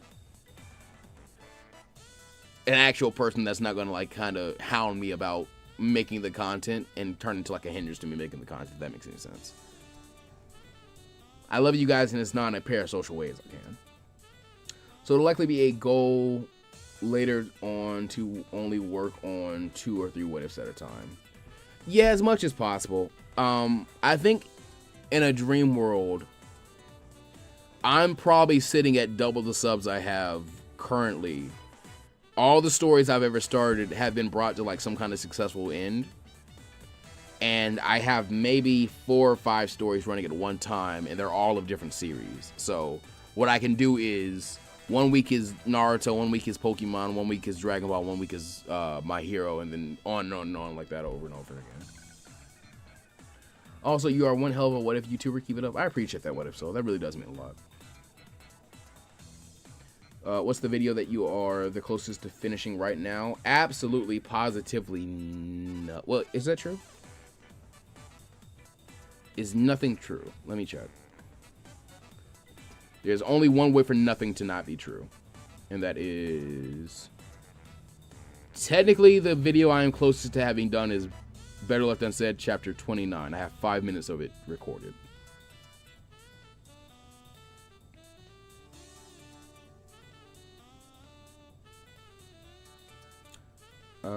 Heck, you could upload Lego building videos to keep your analytics up while also getting ideas from the building sessions.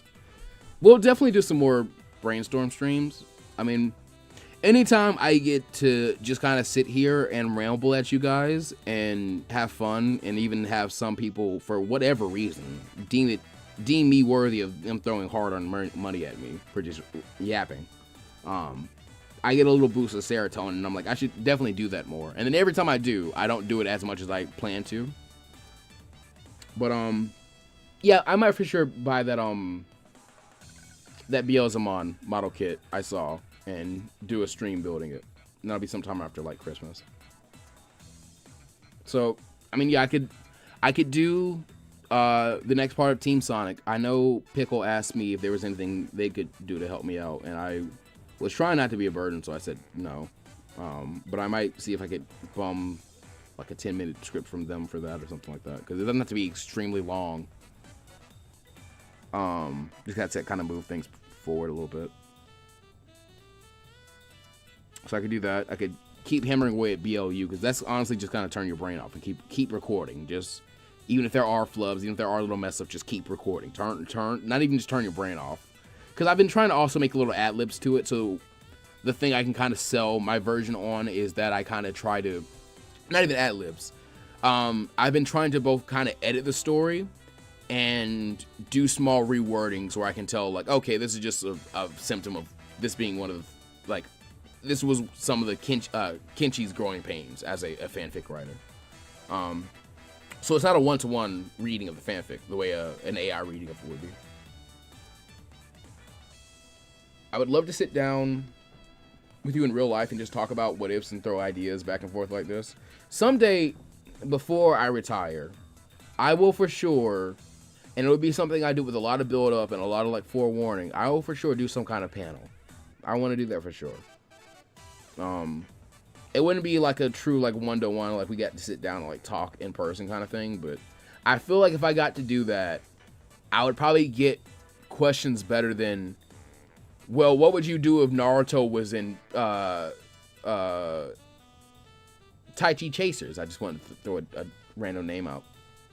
And I would probably be able to give you answers better than, well, Naruto would be in Tai Chi Chasers then, wouldn't he? If we were like face to face for one thing. We also just wouldn't be like worrying about a chat and like that kind of, you know, different feedback.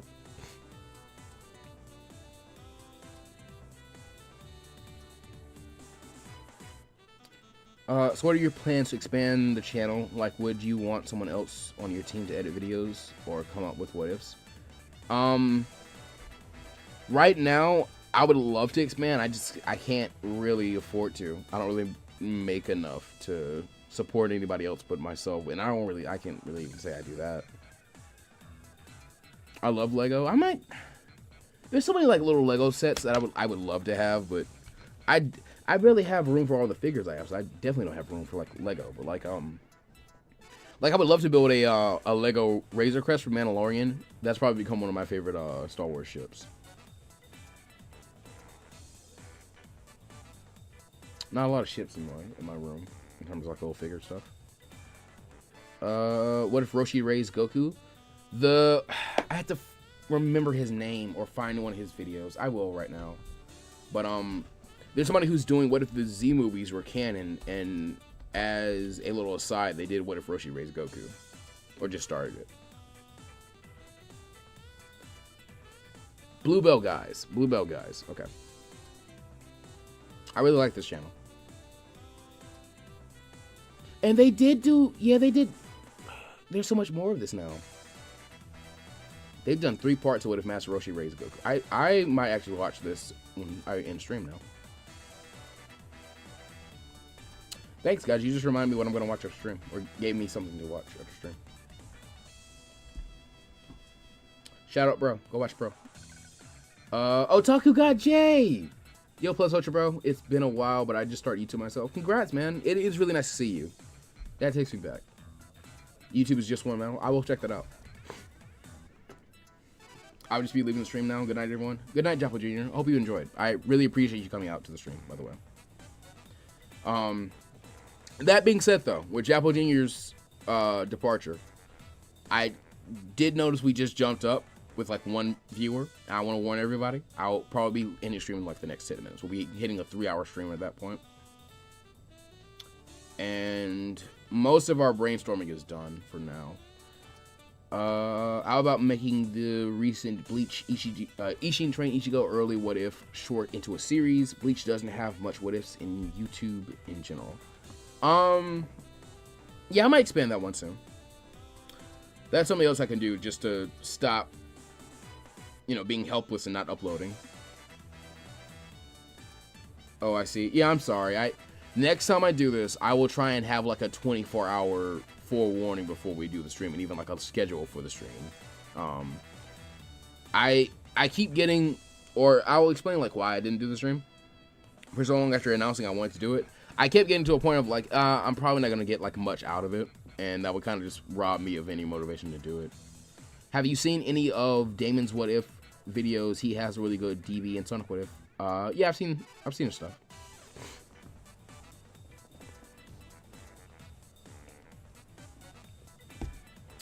I have indeed seen the stuff.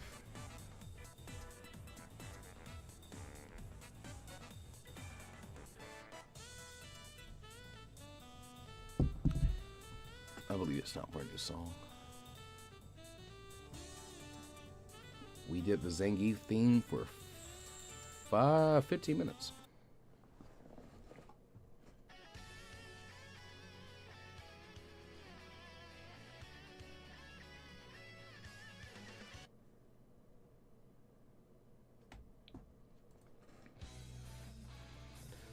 I do have Sparking Zero. For the What If Ishin Train Ichigo early, I have a concept for Kari and Zanpakuto Tail abilities. If you want to hear suggestions, I just need to find it a little. Yeah, I'm open to it. What's your opinion on All Mighty from Bleach, and how badly do you think it would stomp Naruto/Boruto? Well, kind of depends on what Boruto ends up scaling as, because as of right now, we aren't really getting more content from Bleach, so you never know. Boruto might end up outscaling. As of right now, though, it's still probably a stomp. Still probably a very, very clean stomp.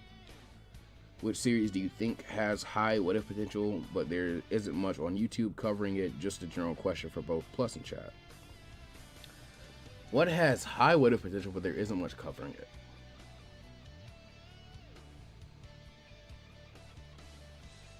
Digimon would require it to be a more popular series, like a more like cult anime, because I feel like you can't expect people to know Digimon anime lore as like well as you could expect a lot of people to know Pokemon anime lore, and even then, it's not like that strong grasp.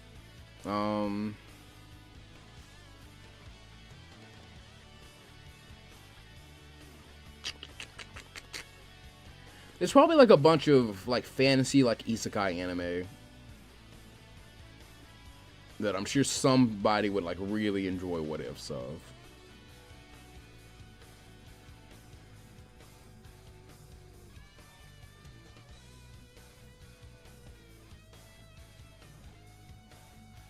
Yeah, Almighty is one of the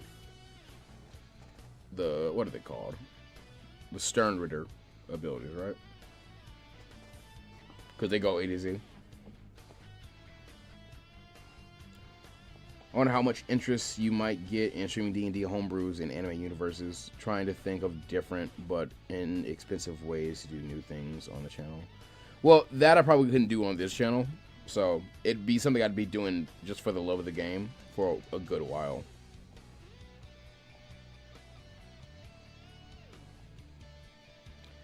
Okay, wait. If you could give Krillin a final form like Gohan has Beast, what would you give him? What would you give Krillin? I am working on a new form for him, and so far his dots turn yellow and he has an orange aura. I mean, that's pretty much what I would do. I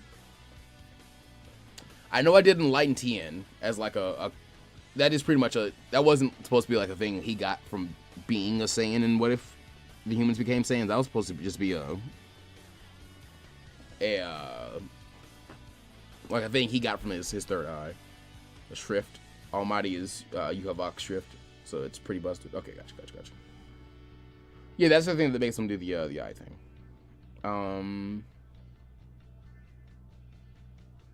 Avatar is a good one for like series that have high what if potential, but you don't see a ton of them.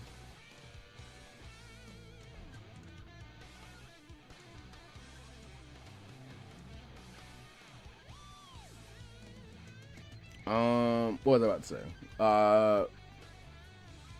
Wait, you could just do something like Monk Krillin. Like I said, like Dragon Ball forms don't have to be like that expansive. Like, you don't have to like give the character long spiky hair and like a unique color. Most of the colors have been used anyway at this point. I feel like a cool aura and like some like signature feature that like shows like, okay, they're in the form now. First Ejection as well has got some decent potential. Yeah, but I don't think it's had a good enough like adaptation anywhere to. I mean, I haven't seen the Disney one, the new one, so that might be good enough to get a lot of like new mainstream fans who don't just have to go through the books. The YouTuber The Loading Crew has an apparently really good DBZ homebrew book for D&D 5e and Pathfinder 1e. And from what I know, it gets silly as hell with the amount of dice you roll with it, lol. We looked at a few different systems because I was looking for one that had like stuff up to date with like where Super is currently, so like a player race for Ceruleans and stuff like that. I think that's the one we looked at was the Loading Crews. I think that is exactly the one we looked at. Well, the Zombie concept for Karin is too large to send in chat, but a summary of it is fire like her father. It would be named Akarui Shingetsu, meaning bright new moon. I do like that. Bright kind of representing like sun and fire, and then moon because of Ichigo and moon stuff. Yeah, man, I'm definitely inspired by the what ifs you make ever since the watching GSA in my junior year. Plan to switch up my first sprite animation channel to that type starting January. Awesome. How about a Halo D&D / what if? I'm not opposed to it at all. Like at all whatsoever. I would love that.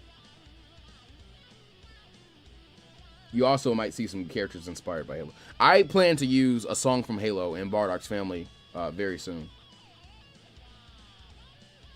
Did you watch Invincible? If so, you should do a what if about that. Yeah, Invincible is an anime, but it's a story that is like high with what if potential. And it works really well because like with most like comic book superhero stuff, you can't do that because there's so much continuity. You have to choose your own continuity and then like make it your own what if there. But with that, it kind of works a little bit better because there's a fairly concise continuity. Like you have the original comics, now you have the animation. That's it, I think.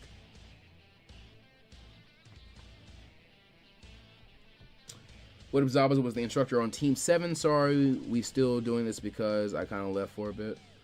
I'm about to go ahead and end off stream. Also, I feel like, just to say, I feel like that scenario is kind of covered by Zabuza Survived. The average Uchiha versus the average Hyuga. Doesn't the average Hyuga take that? I want to say because like the average Uchiha weren't all fighters, but like the Hyuga have a whole like branch of the family that just devote themselves to like war, pretty much war and servitude. For the Piccolo training Goten and Trunks early, do you plan for Goma's arrival at the lookout to go differently with Dende being stronger? Yeah, probably. We might avert a lot of stuff from Daima. We might either avert a lot of stuff from Daima, or Daima might be set up in a way that like it is Goten and Trunks going with Goku to Demon World or something like that.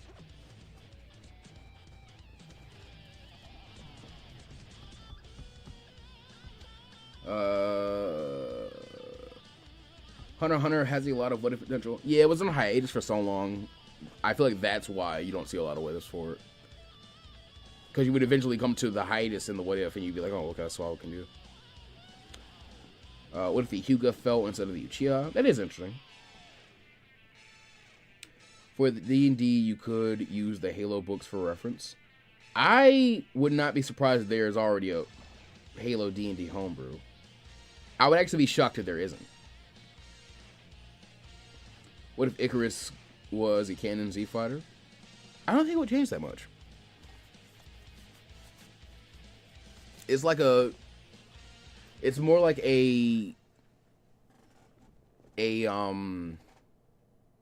after effect of doing what if the movies were canon or what if everything was canon or something like that.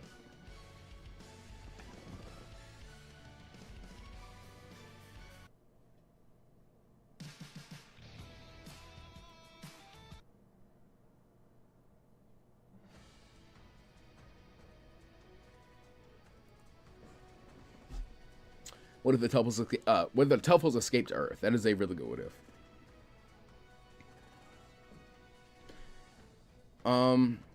But hey, knock on wood, we are not on hiatus from Hunter x Hunter right now. We are actually living pretty well in terms of Hunter x Hunter content right now. Do you play DB Legends? I try and hop on every now and then. I don't play it anywhere near as much as I try and get on Dokkan, because with Dokkan, there is a very bad like fear of missing out, where every time I'll take like a 6-month break from Dokkan, I'll come back and I'll be like, damn, there's so much content I need to catch up on. I'm already very far behind and have like tons of characters I need to awaken in Rainbow and all that other stuff. Dokkan is a job. The new characters, like the new Daima Goku, and because they make Tamagami 3 in Legends too. So that's the first place Tamagami number 3 is going to be playable, is Legends. Could be interesting to attempt to flush out the Hyuga clan like the Uchiha clan power-wise, but that seems like quite the task. I don't think it'd be that hard. Coming up with like final forms and power-ups for Naruto characters is actually not all too hard. What if Naruto was in the Pokemon world? Most gacha are, yeah, that's true. If Naruto was in the Pokemon world, it's pretty much what I'm about to do with what if Ash was in Naruto. So I'll probably at some point do the reverse. Because my goal with it would be, he's not exactly getting a Pokemon team, he's getting a team of creatures from Naruto that in this verse are looked at as like a regional variant Pokemon. So like a regional variant, what is it called? Regional variant Ninetales, regional variant Seismitoad rather than Greninja, because obviously. What if Power World was in the Pokemon world like it was an island not discovered by the rest of the world? So there's like a POW region, basically. Honestly, you just add them to the decks. Like, most of them are made from assets from Pokemon anyway, so it's not like the art styles are going to clash all that hard. The YouTuber Sage of Thick Calves did Ash versus Tuning Exams vid, and Ash wiped the Naruto characters, lol. Yeah, I assume he used a lot of, like, scaling from some of the fun feats Ash has covered over the years. Have you played the Legacy of Goku GBA games? I've played most of Boo's Fury. I think that's the only one I ever played. I played enough to have the opinion that Kakarot is a good, like, spiritual successor to those games. I played enough of the Goku's Legacy games for that.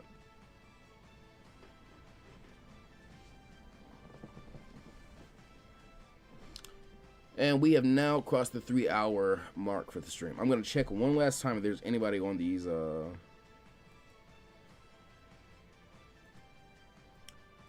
anybody actively reading these scripts for, feedback.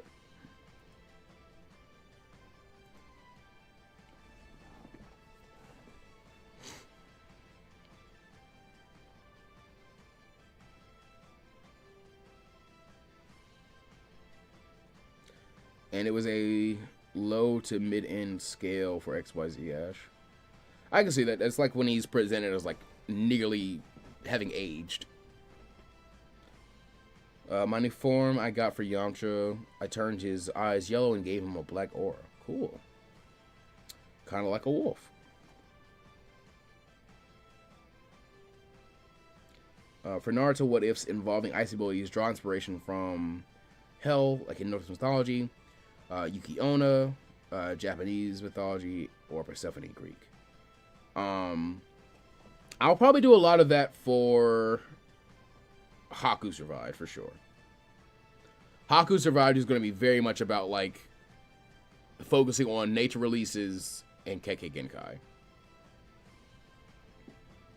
rather than everyone gets a sword and everyone uses a sword. So like some of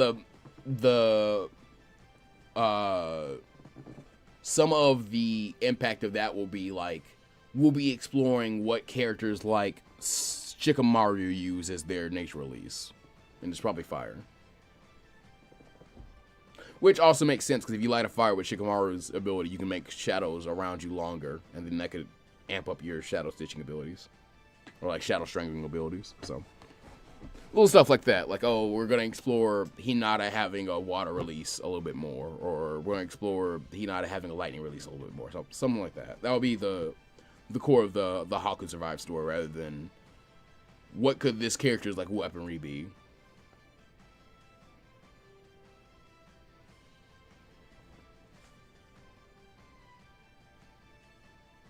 Pokemon scaling is silly. Yeah, that's mostly because so much of it is based off of like dex entries, or some of it is. There's not a ton of it that's just based off like raw, like what we got to see the Pokemon do. But it can be very, very wild. You are not wrong about this.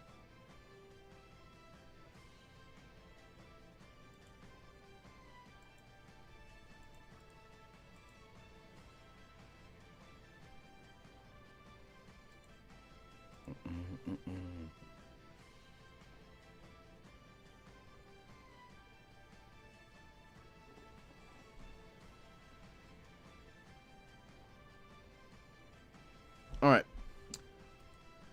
I'm putting out my last call for any feedback on scripts. No, I think somebody just now went in to look at Bardock.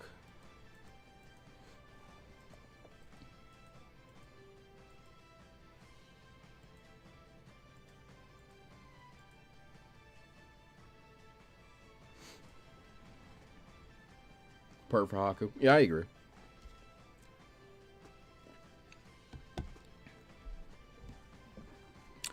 We are in agreement.